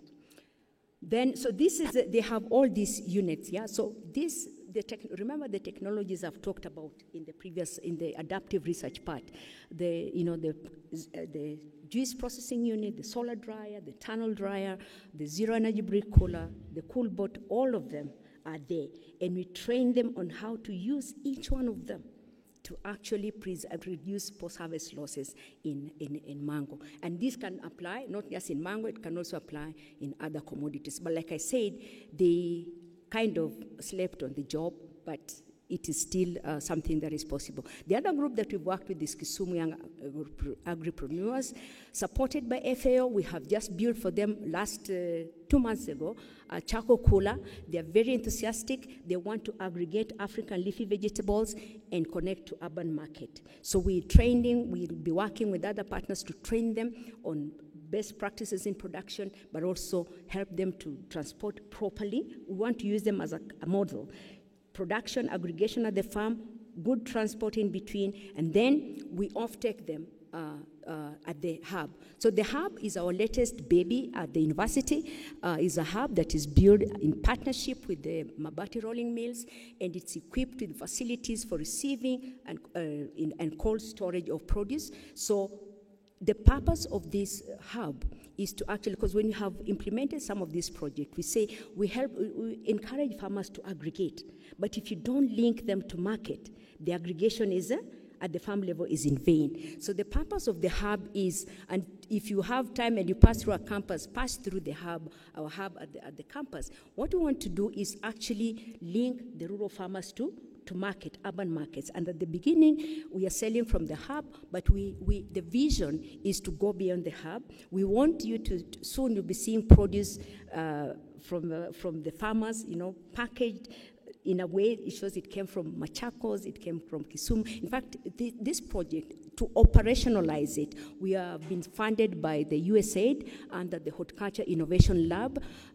So they want to operationalize. The project is headed by Caro, but we are partners to create the market linkage, and we'll start off with Kakamega County and Kisii County. Those farmers will be trained on production, and then they'll be equipped with the coolers at the farm level, and then we'll be using best practices to transport the produce from the farm and bring them to the hub as a market outlet. Of course, this is this is a concept. We'll try, it's a proof of concept to see, when we do that, will we reduce losses? Will we make leafy vegetables readily available for consumers in the market? So of course, in this kind of link, partners like the World Resource Institute are also talking to engage, to operationalize this hub. And of course, we are calling upon more partners. Kia Group, which is supported by FAO, want to be off-taken by the hub. So we are looking forward to ensure that this produce, when you tell farmers to aggregate, we have market for them. And then finally, under the community engagement, we also, I think Prof already talked about the All Africa Post-Harvest Congress, which was our baby that was born in 2017. We started off with nothing. Prof can tell you the somersaults we did to deliver the first All Africa Post-Harvest Congress. You start to organize an international conference with no money. And we said we'll do it. And we brought about partners, they came, they believed, we said we need a platform where we can tell the African story, because we had attended a conference in Rome, and we wondered, now these people, they're talking about food laws in Africa, and we are just a fraction of Asia. Why don't we have this thing in Africa? So we thought, and we said, you know what, we're going to put our own platform in Africa. We call it the All Africa Post-Harvest Congress. And, you know, we're soldering around with no money, but with confidence that this is a good idea. It will be funded. And indeed, we raised the first post-harvest conference in 2017. It was taken up by the African Union Commission. Now it has been institutionalized there, and now it is a biannual event in its 5th cycle. We still give the technical support to the African Union Commission, but so it still continues. So that platform is where people come and share knowledge, share experience, showcase innovations in food laws. So we'll see there's an exhibition part. So people come and showcase innovations for food laws and waste reduction. Then in terms of also awareness creation, again, like I said, this week, and actually on Sunday, is the International Day of Awareness on Food Loss and Waste. And I'm proud to say that we, in organization about food loss and waste awareness, it's a day, a UN day. It's celebrated as we speak now. People around the world actually. This year it falls on Sunday. So this week we've had quite a number of activities, including talk shows. We'll be having some continuing where we're actually raising awareness. Last year we were here at Taifa Hall, and we had partners that you can see on that banner there who came together, put together resources, and we hosted an event that was celebrated nationally to raise awareness about food loss and waste. So there are other awareness creation platforms, conferences, media, television, local, and this, like I said, awareness creation is, in fact, it has been flagged as one of the solutions, because you can't solve a problem that you don't know, right? So awareness creation is critical in the efforts to actually address food loss and waste. So part 3 of my talk is now recommendations. So all said and done. Now the recommendations that I have here are actually biased, guided by my own interest in the work that we've been doing. So first and foremost, I'm very curious that we must address the data gaps. You remember I told you that we quote the FAO report of 2011. Sometimes we just throw around figures. Today, if you ask somebody in Kenya, how much food do we lose or waste? They'll tell you 30%. It has been 30% for a long time. Why are we stuck at 30%? Yeah? Are we not doing anything with all this effort? How much fruits and vegetables do we waste? My friend was saying, what is the figure? If you're going to have impact to address the problem, you must have evidence, okay? So you're going to have impact to address the problem, you must have evidence, okay? So this strategy that I'm highlighting, the Target Measure Act, is actually a strategy that has been fronted by the World Resource Institute, who are part of some of our partners that we're working with to address food loss and waste. And they said, in that strategy, we need to set targets. Remember, I talked about the 12.3 target of halving the food waste by 2030 and reducing post-harvest losses. The food waste by 2030 and reducing post-harvest losses. That is the UN target. But we don't have to use that target. We can set our own target. We say ambition. So if you have a target, you start working towards that target. The next thing after you've set the target, you need to measure, okay? And measurement is not just critical points, because otherwise we are groping in the dark. We just go to intervene blindly. We just think the farmers need cold storage, so you give them cold storage. Who said that is the reason?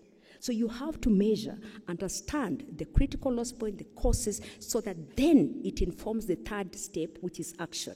Because action must be targeted. The intervention must be targeted and guided by evidence from measurement. So we need to, if we approach this and partner along with others, then I believe we can address the data gaps. Like I said, if I'm going to get money from the CS for environment and say, food loss and waste is part of the climate action, I need evidence. Do I have evidence? If I'm going to say that if people have to eat well, nutrition, we need to reduce food loss and waste in fruits and vegetables, reduce inefficiencies to make them available. I need evidence to show that. So that is when we talk about evidence, just not just the figure, 30%, it's holistic, so that you can make your case for for policymakers, okay? So first of all, address the data gaps. The second thing I would recommend, from just my own observation, we need to take stock of the applicable technologies, okay? We do not know. So we did a study last year to just look generally from a desk review, how many technologies are out there published for food loss and waste reduction in fruits and vegetables. And we found about 200. Most of them are just theses, papers, reports. They're just there. So we need to take stock. What is there? Okay, first. And then what can we scale? And then we go to the part, once we have seen what we have, we need to see what don't we have.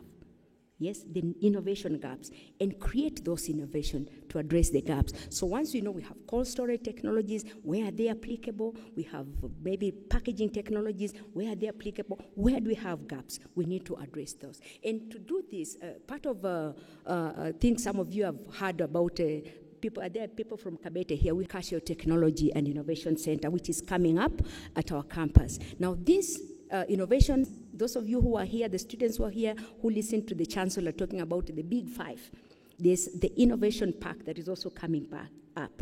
Now, the essence of these two game changers is that we need to foster the academia-industry partnerships. We need to co-create. Yes, like the partnership with the Antaria through Elgon Kenya, it is something that is, so we'll have a center there. We will be, innovations that are market ready will be showcased there. Innovation, industry need innovation. We co-create at this center. So I'm thinking also the Big Five will probably adopt that strategy, because what I think is we don't have money to do research, but industry has what we call the pain points. What are your pain points as the industry? And how can we do as researchers to innovate to address your pain points? So then the other thing we need, I said, awareness creation is part of the solution. Yes, awareness creation. Today, I want to believe that I've raised some awareness. At least each of you loses 141 kilos per year.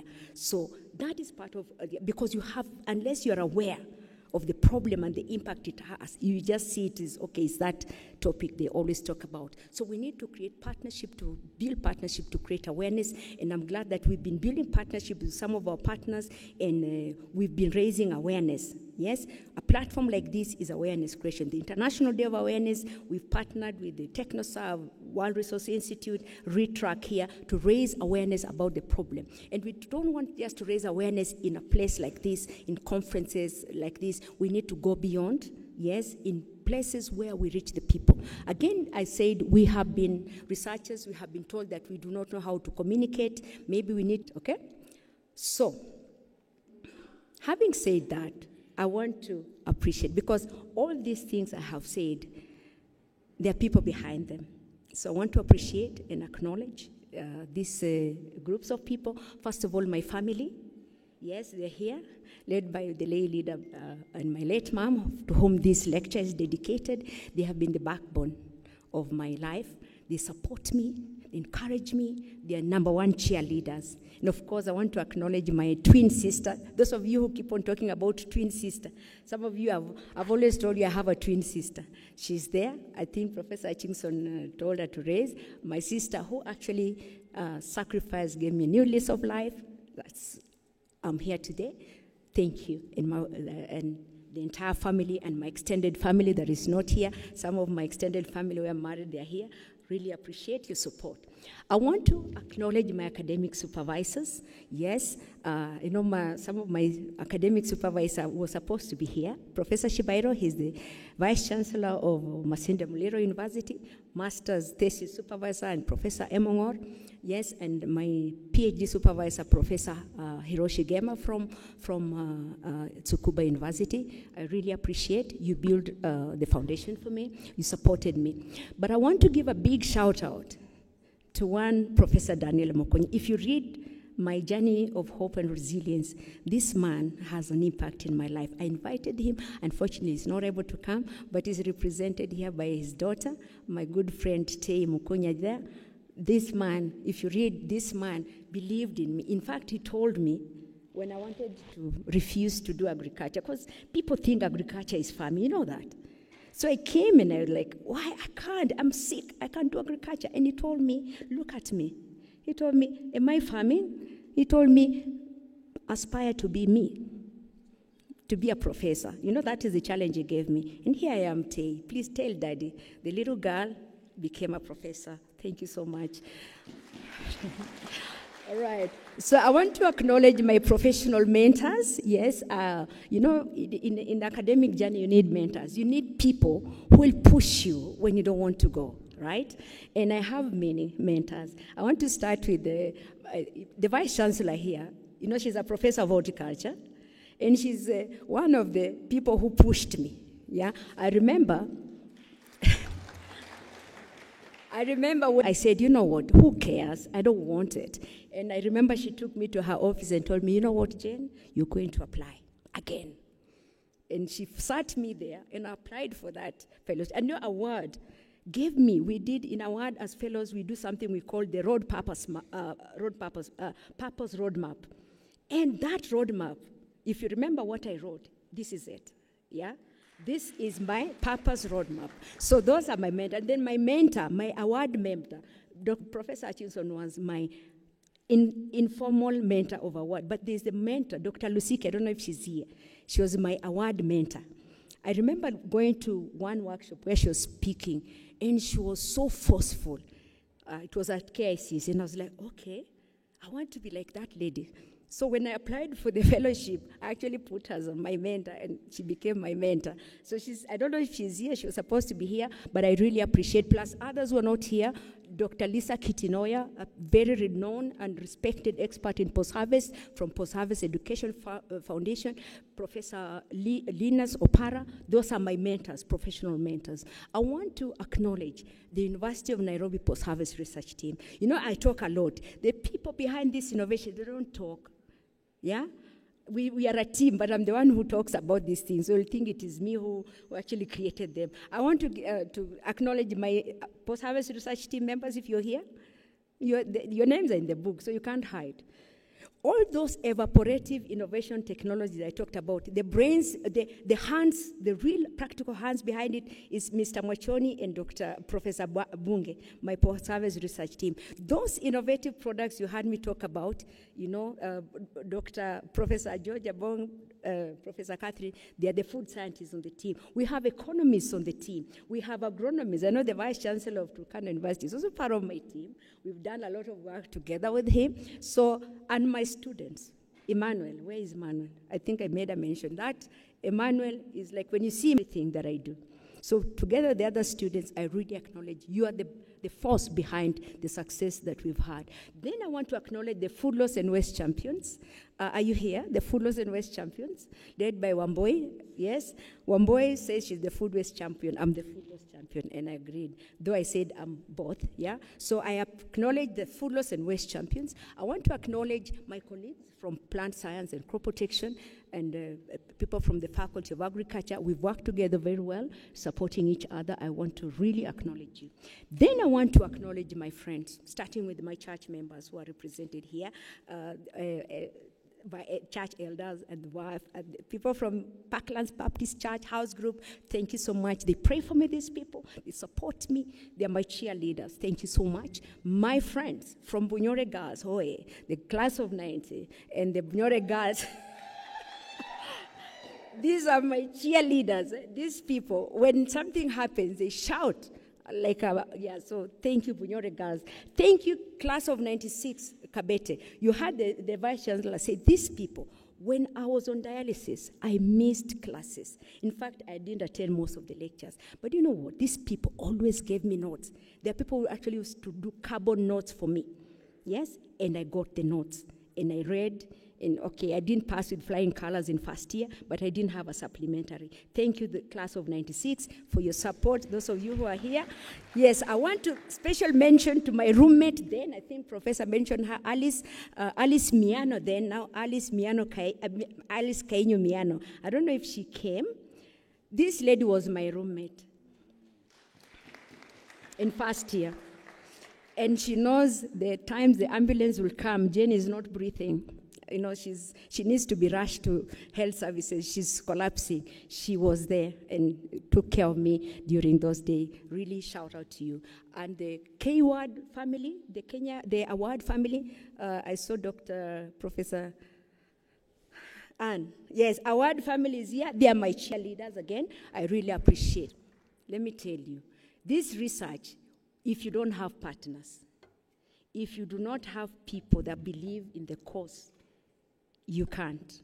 So these people, all those things you have seen, all those research technologies, people have been behind it. Either they provide the funds or we are research partners, we collaborate. These are the people that have made it happen for me. And I really appreciate, because without their funding, without their support, I wouldn't be standing here talking about the success story by the grace of God. So thank you so much for listening to me. I know I've overshot, but I hope I'm forgiven. Thank you so much for listening to me. Truly appreciated.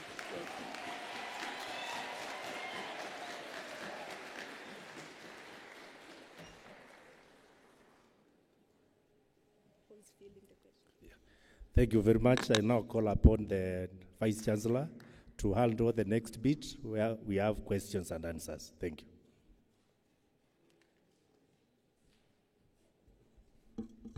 Another round of applause for Dr. Professor Ambuko. I wasn't sure whether I saw IDRC, one of our partners for the external work. I don't know whether I didn't see that one, but I'm sure, ladies and gentlemen, you are impressed. She started so quietly. I didn't think she was going to talk, and then by the time she was finishing, she was on fire. Very passionate. So I guess her next work is to get a passionometer. Then we can measure the level of her passion, right? Lovely. So we have come to the end of the presentation, but now the part we have all been waiting for, whether we have any questions, any contributions, any feedback. I'm happy that she answered the question. Now that agriculture is a devolved function under our new constitution, to what extent are these technologies reaching to the counties? And I think she has articulated very well.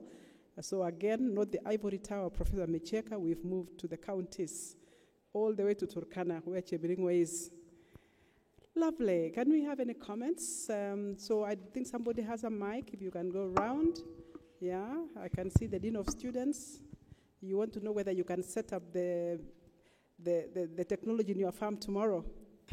Go ahead. Thank you, Vice Chancellor, and the management, and the friends and partners. My name is Johnson Kinyua, the Dean of Students. I want to applaud my sister, Professor Jane Abuko, the youngest full professor in the University of Nairobi, with those groundbreaking initiatives. My question is, I've seen in the data that one of the contributors of the post-loss and harvest is temperature, like high temperature. America has higher, according to your data, has higher loss than Africa, and yet it is cooler. They have long period of winter compared to Africa. What could be the other contributing factors other than the temperature? Thank you. Lovely, thank you. Any other? I can see a hand right on my left. Go ahead, young man. Thank you so much. I have to applaud and appreciate. Now, my question is going to the food loss. The food loss is, you tackled it very well. But about the food waste, we really know that the food waste normally happen to, the food loss normally happen to upper class, food waste, I mean, upper class, middle class. But now about the poor people, the ghetto, people who lack food, they don't have that food to waste. Now, what is their role? What do they do? What should they do to curb or to ensure that this food loss, or how does this food loss touch them? Excellent, that's my question. Excellent. Okay, great.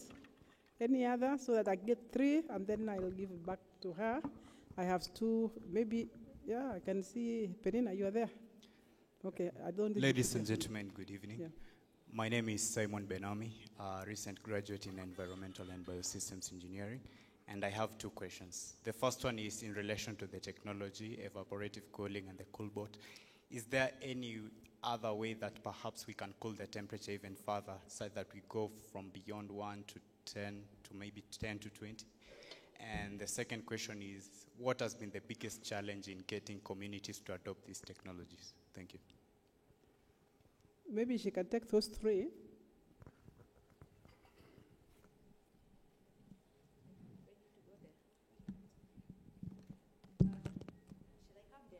You can even answer there, it's okay. Okay. Yeah, so, Dean of Students, regarding you're saying the US has lower temperatures, and so other factors. See, if you saw my slide on the causes of food loss and waste, there are many factors. Temperature is just one, yeah? So while you can have, actually you can have, see, potatoes are getting wasted even in Nyandarua. See, Nyandarua is cold. So there are other factors apart from temperature. Temperature is just a way of slowing down deterioration, which is critical for perishable produce. But temperature alone, and I actually say cold storage alone is not the solution. It is various you have to handle well, because have you seen how sometimes they handle tomatoes? Yeah, they just throw them around. They incur injury. Even if you store them in a cold room, when they reach the other end, the injuries will manifest as rotting. So that's why I said when you look at food loss and waste reduction, you need to look at it as a holistic, not just one. We've tried, you've had people talking about cold. That's why I say people introduce cold storage, but you don't know if that is the reason we're having food waste. So I think the point here is to look at it in a holistic way. Other factors that could contribute. Sometimes even what happens in the field, how the food was processed. For example, if you find mango, you can find mango starting to rot, or it has fruit fly. That fruit fly started from the field. Yeah, the mango was infested. So you have to look at interventions in a holistic way. So that cold storage is just part of the solutions. Yes? I don't know if I got, yeah. The gentleman asked about food waste in the gate. Okay, let's just say, you see the data I shared. In fact, in the previous, you heard me say that we used to think that food waste is a problem of the developed countries, that they have the luxury to waste. They can actually afford to waste. I mean, we are poor. I mean, do you buy food, excess food, and you don't have money? We live sometimes, the people are talking about probably live from hand to mouth, sorry to say. So they don't have the luxury to waste. But like I said, the wastage we are seeing is not just it is collective. It's per capita, okay? So some of us here who call ourselves middle class, yes, we are the people who overshop, overcook, and have to waste. So you actually put those figures for all of us. But I can tell you that as it is really, when you have limited resources, yes, I mean, like I said, if you live from hand to mouth, you may not have the luxury to waste. But I think in the developing countries, it's the middle class who are contributing to the food waste, yes? But food redistribution, I know there's a company, a group called Food Clouding. They're actually in the business of food redistribution. Actually, what they're doing is get food that, remember the ugly carrot that I talked about? Yeah? Some of you here won't buy the ugly carrot, but there's a company, it's called Food Cloud Kenya. They actually get that food and go to sell in the low-income areas. So because that food is not like it's bad, it's just that it is not right shape for the middle class who will not buy the twisted carrot, but it's still as nutritious. So food redistribution is a solution to that. Then for the thing of evaporative cooling, the engineer there, actually if you talk to your neighbor, Engineer Mwachoni, of course, we said evaporative cooling is passive cooling. It depends on the ambient conditions. But what we have done, like the technology that I said is still fresh from research, having learned all this and wanting to improve the efficiency of cooling, now the resized brick cooler has microfans, which improve circulation, yes? So improve circulation in the chamber. And like you heard me say, it actually improved the cooling capacity. So those are some of the, but still, like you said, innovation continues. In fact, somebody said the bricks, we need to come up with bricks that are porous, yes? So that in fact, apart from the sand, still the hot air can pass through the bricks. So innovation around that is still on. We can improve it further, but so far that is what we've done in introducing microfans in the chamber, so it improves circulation and improves the cooling efficiency. Thank you, Professor, and thank you. May I take one last round of 3? Aha, there are more.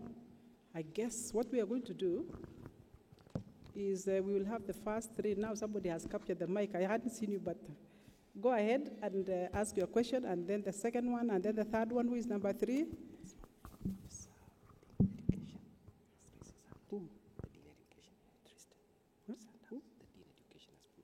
Dean Education, where are you? Kalai? Oh, you are behind. Oh my God, I didn't know that the panel up here was going to ask questions. But so you will be the last one. So those 3, and then, we are going to have a luncheon after this. We are going to have a cocktail. We are going to swamp Jane with all the questions. Just because time, I have a council meeting going on, so maybe I'll ask Chemiringo to come and stand in for me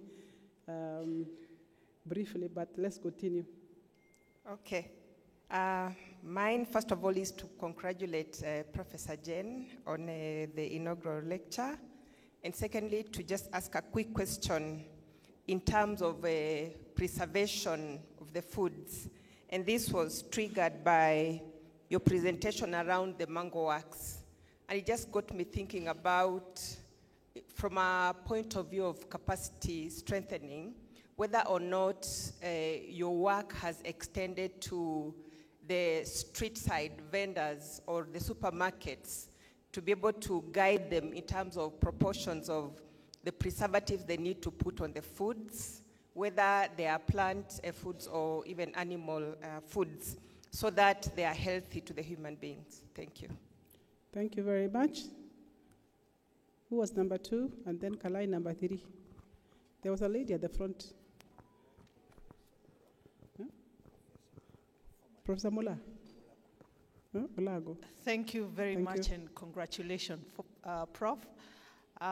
She calls herself food waste champion.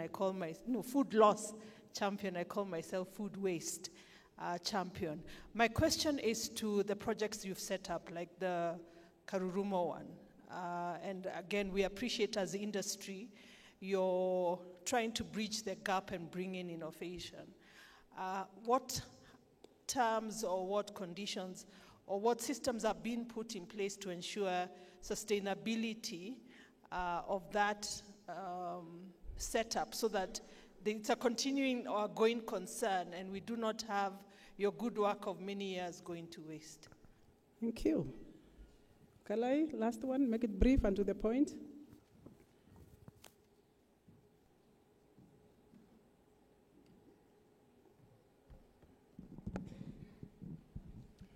Thank you so much. Mine is to congratulate Professor Jane Abuko, and then I have 3 quick thoughts. The first one is just do one.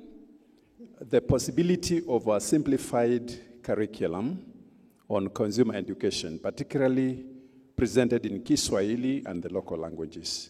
That is not a question, that's just a possibility, because I'm sure if that was presented in the local television and every other place, it would be possible for higher consumption. Number 2 is the involvement of more actors. And in terms of the actors, I'm thinking about the faith-based organizations. I'm also thinking about what used to be called the provincial administration, the Nyumba Kumi. Are they involved? Do they know that if we do this, we reduce the preservatives, we do this, we are likely to do it better? I think that would be some area of more exploration. The last one is what appears, and I think you can make a comment regarding that what appears like an apparent hostile policy regime vis-a-vis food security. I'm thinking about that because sometimes you tend to see, this kind of a legislation, and you hear you will not do this and you will not do this, and yet we want to attain food security. Do you have a comment, or do we leave that for a discussion of another day? Thank you. Okay, Professor Ambuko, your last one, make it brief also. Okay, yeah. The Mango Works, yeah. I know sometimes the traders do some practices that are not right. Yeah, I think you've heard sometimes they've said they even use, unrecommended chemicals to ripen the fruits. They think you just apply some wax because the consumer wants a nicely waxed mango fruit, and so you get whatever you get, and yeah. So again, for us here, it's a question. Now I'm talking to my friend Wamboi, who is the CEO of the retailers, traders. Is because these things, there's a food safety aspect to it, yeah? So the Mango Works I talked about, actually we've done research to the extent to see it preserves, but it's also safe. Because you talk about edible coating, research has been done so they're safe. But what is happening is, but you don't know what that wax is, yeah? So I can't say that I can do anything about it, because sometimes traders are just, they are unscrupulous. They just want to, for them to make money. So sometimes it comes to just the conscience of the traders. If you're doing something that will harm others, why are you doing it? Because when it comes to waxing, you can't just wax with anything. It has to be food grade, yeah? So that is what I can say about that aspect. Then that thing, in fact, the Karumo is something that really pains us sometimes. I know we did Karumo with the VC, established it, trained these people. But as it is, Wamboi, Karumo, the group leader is aged. And every time we go there, we try to tell him to bring young people on board who can actually utilize that capacity to aggregate, to small-scale process. It is actually a sleeping giant. We've actually, even beyond the project, we've gone there to try and even link them to market. We've tried to negotiate with the county to buy their products because we want it to wake up and be a good example. But again, like I said, if the leader doesn't see beyond, it just becomes there. But like we said, in fact, we've challenged one of our entrepreneurs to actually go there, Wamboi, and make it happen because the facilities are there. Cold storage is there. Juice processing unit is there. Drying facilities are there. There's so much capacity there.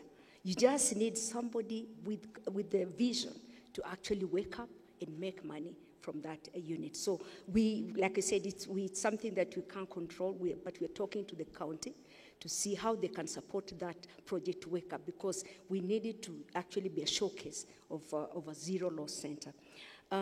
So to my colleague, I didn't get the third question, but in terms of communication, of course we've done bulletins. We've done bulletins on these technologies. I've actually done a show, Shamba Shape Up, yeah? I've actually done a show on Shamba Shape Up. I didn't know how to talk technology in Swahili, but I had to, because I needed to communicate to others. So we do that. It's hard. Of course, English is easier, but we're actually doing that. Personally, I train farmers, actually use Swahili. Yeah. So Swahili it is not easy. What is that term? Ukisema teknolojia wataelewa. Okay. Yes, so it is hard. You can imagine trying to say some of those things, evaporative cooling in Swahili. It is not easy. So, but you just go there and use figures. Yeah? You see, if you use figures like the ones you just say, unajua hewa ikikuja ikiwa hivi. So, as part of awareness creation, and the KTN guy told me, by the way, the show is in Swahili. And we all freaked out. Like, seriously, okay. Swahili? Yeah? Because how are you going to talk Swahili? And people chicken out. When you talk about Swahili, you want to speak English.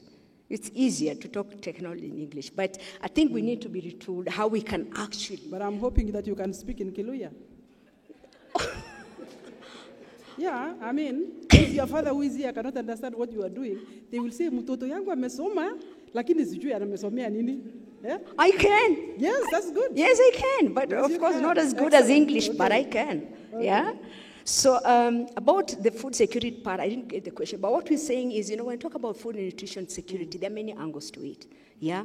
So we say, in fact, for us in this space, we're talking about tackling food and nutrition security in sustainable food systems. and you say there cannot be food and nutrition security in sustainable food systems when we are using limited resources to produce food that goes to waste.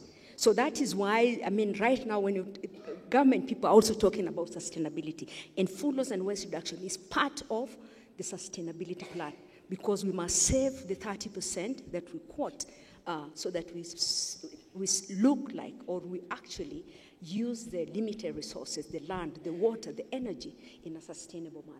Thank you. Asante sana. So if I understood Professor Ambuko clearly, I think that she actually did not just move from the lab to the land. I have a feeling that she moved from the village and then to the lab and then to the land. And so coming from home, going through the trials and being purified, going to the lab, understanding the profiles of ethylene, and now MCA works, and I think Dr. Perina is here. Think about the RNA and the DNA and the genetic makeup and how post-harvest handling can be done, to then moving away from that lab and going and saying, I think we can translate this into something that is beneficial to the communities. All those technologies that you have shared with us, you've actually moved from the lab to the community. You have moved across. I was hoping that you could give us a map in terms of where your footprints are, but in your presentation, I heard about Embu, I heard about Turkana, I heard about Kisii, I heard about Kakamega. I do not know, but I suspect you are also very strong in Nairobi. So in terms of the footprints, I'm hoping that we can draw that map to say we have moved now from the village to the city of Nairobi, to all the way to Japan. Then you have now moved to the counties of Kenya. And then as you move towards the All Africa Post-Harvest Congress and Exhibition, how many countries are taking up some of the technologies? And I know we had done some mapping there. And so going forward, then we are saying in terms of, we are still grappling with food and nutrition security as a continent. We are dealing with loss and waste, critical, because what you have produced, no matter how little, you're already wasting. That you are saying a call to action, individual and collectively, we can actually minimize, we can reduce, we can eliminate food loss and food waste. And so for me, I think we can continue to just give one round of applause to a professor from the village, to the lab, to the community, and to the continent, and to the global community. Wow, indeed, fearfully and wonderfully made. So we can only pray for her that she doesn't retire after being a professor. And actually, I'm feeling a little bit unfinished because Professor Micheka has not talked, and he was my teacher. Then I became her teacher, and now I'm feeling like there's something that is missing, but I guess he'll be our chief guest also when we go for the kinywaji na chakula kidogo na sambusa, but I hope we can see you. So ladies and gentlemen, I think it has not been a wasted afternoon, but I want to just appreciate Jane's dad. I want him to stand so we can give him one applause for encouraging her not to give up. Daddy, wacha nikuamshe kidogo. I want to celebrate you, Dad, on behalf of yourself and for Mom. Tell him to stand, somebody who is there to help him. Or we just clap for him while he's seated. Guys?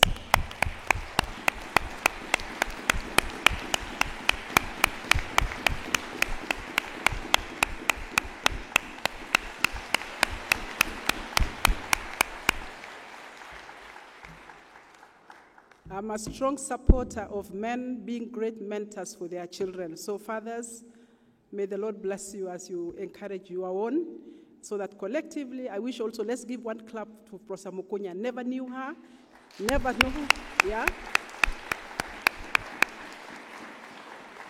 And so with those remarks, may I allow the Dean, the Faculty of Agriculture, represented by our own chairman of the Department of Plant Science and Crop Protection, Professor James Muthomi, to come and move a vote of thanks. and then we shall move on, and then I think I will hand back the program to the team from DVC Academic Affairs.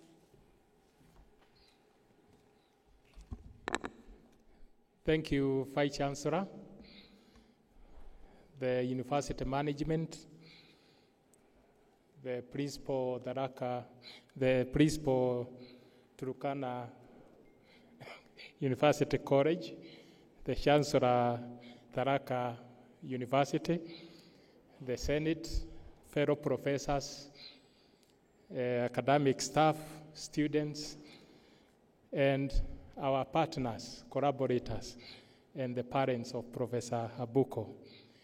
Mine is to congratulate my colleague, Professor Abuko, for a job well done.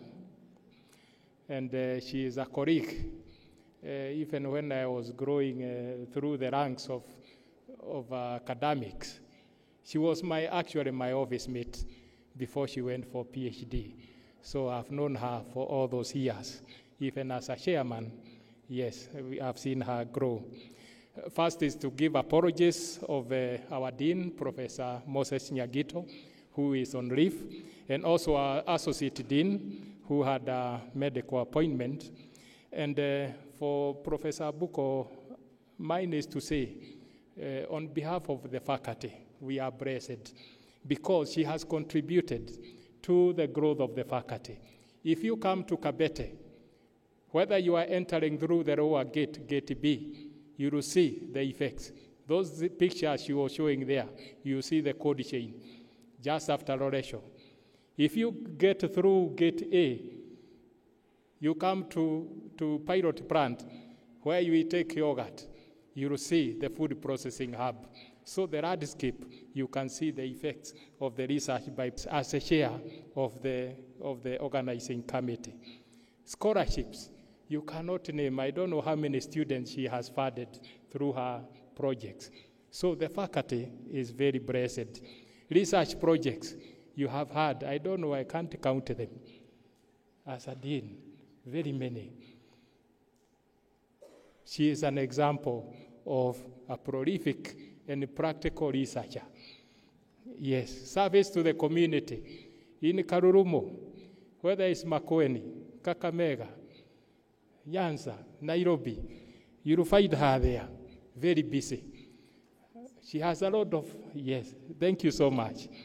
And ours is to say, as one of us, we are very grateful and we thank you so much. And to our guest, mine is to thank you so much for coming, to making this one happen. Our partners, collaborators, students, this one would not have happened without you. And lastly, the university management, led by our Vice Chancellor, for organizing this one. Yes, it is for us, as the Faculty of Agriculture, our department, we are proud and we are happy. And for the family, thank you so much. We are blessed. So all of you, if I didn't mention you by name, we are happy that you came. You have made this day to happen. Thank you so much, and may God bless you. Thank you.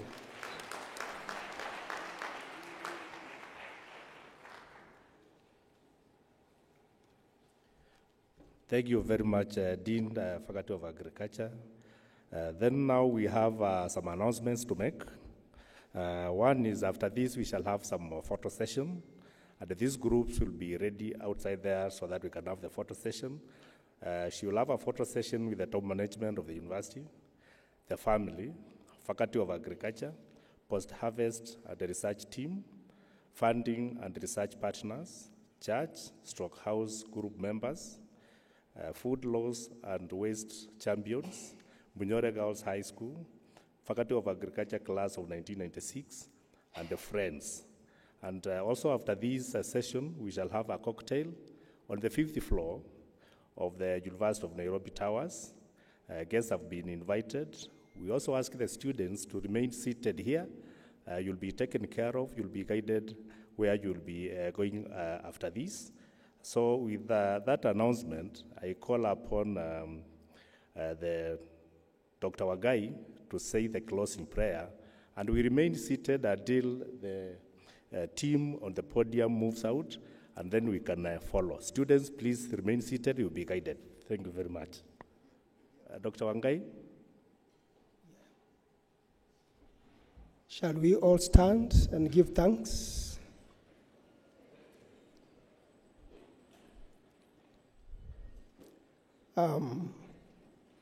We come before you, O Lord, with hearts of thanksgiving for your goodness. For it is less than 5 months when we gathered here for the 49th Professorial Inaugural Lecture. We seek your grace for more expression of professors to give their professorial lectures. Today, we have learned it is really important to respond to the call of eliminating food loss and food waste, that your people may have a meal. We thank you, Lord, for Professor Jane Ambuko. Continue blessing her and her family as she continues to urge us on to eliminate food loss and food waste among ourselves, for the people and for the planet. As we come to the end of this function, Lord, we pray for journey mercies for those who traveled to join us in this very important inaugural lecture. Give us energy and strength to continue serving you in this great institution in the rest of the day. For it is in Jesus' name we pray and believe. We all say amen.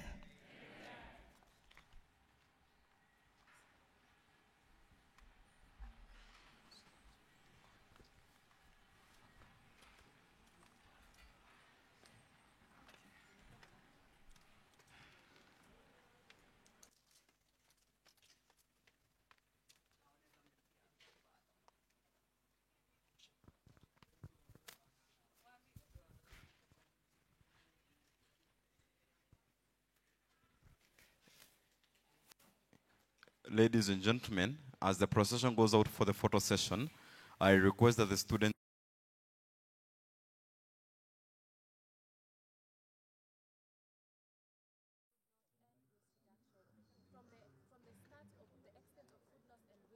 that occurs in the country and globally. Remember, earlier I said that approximately a third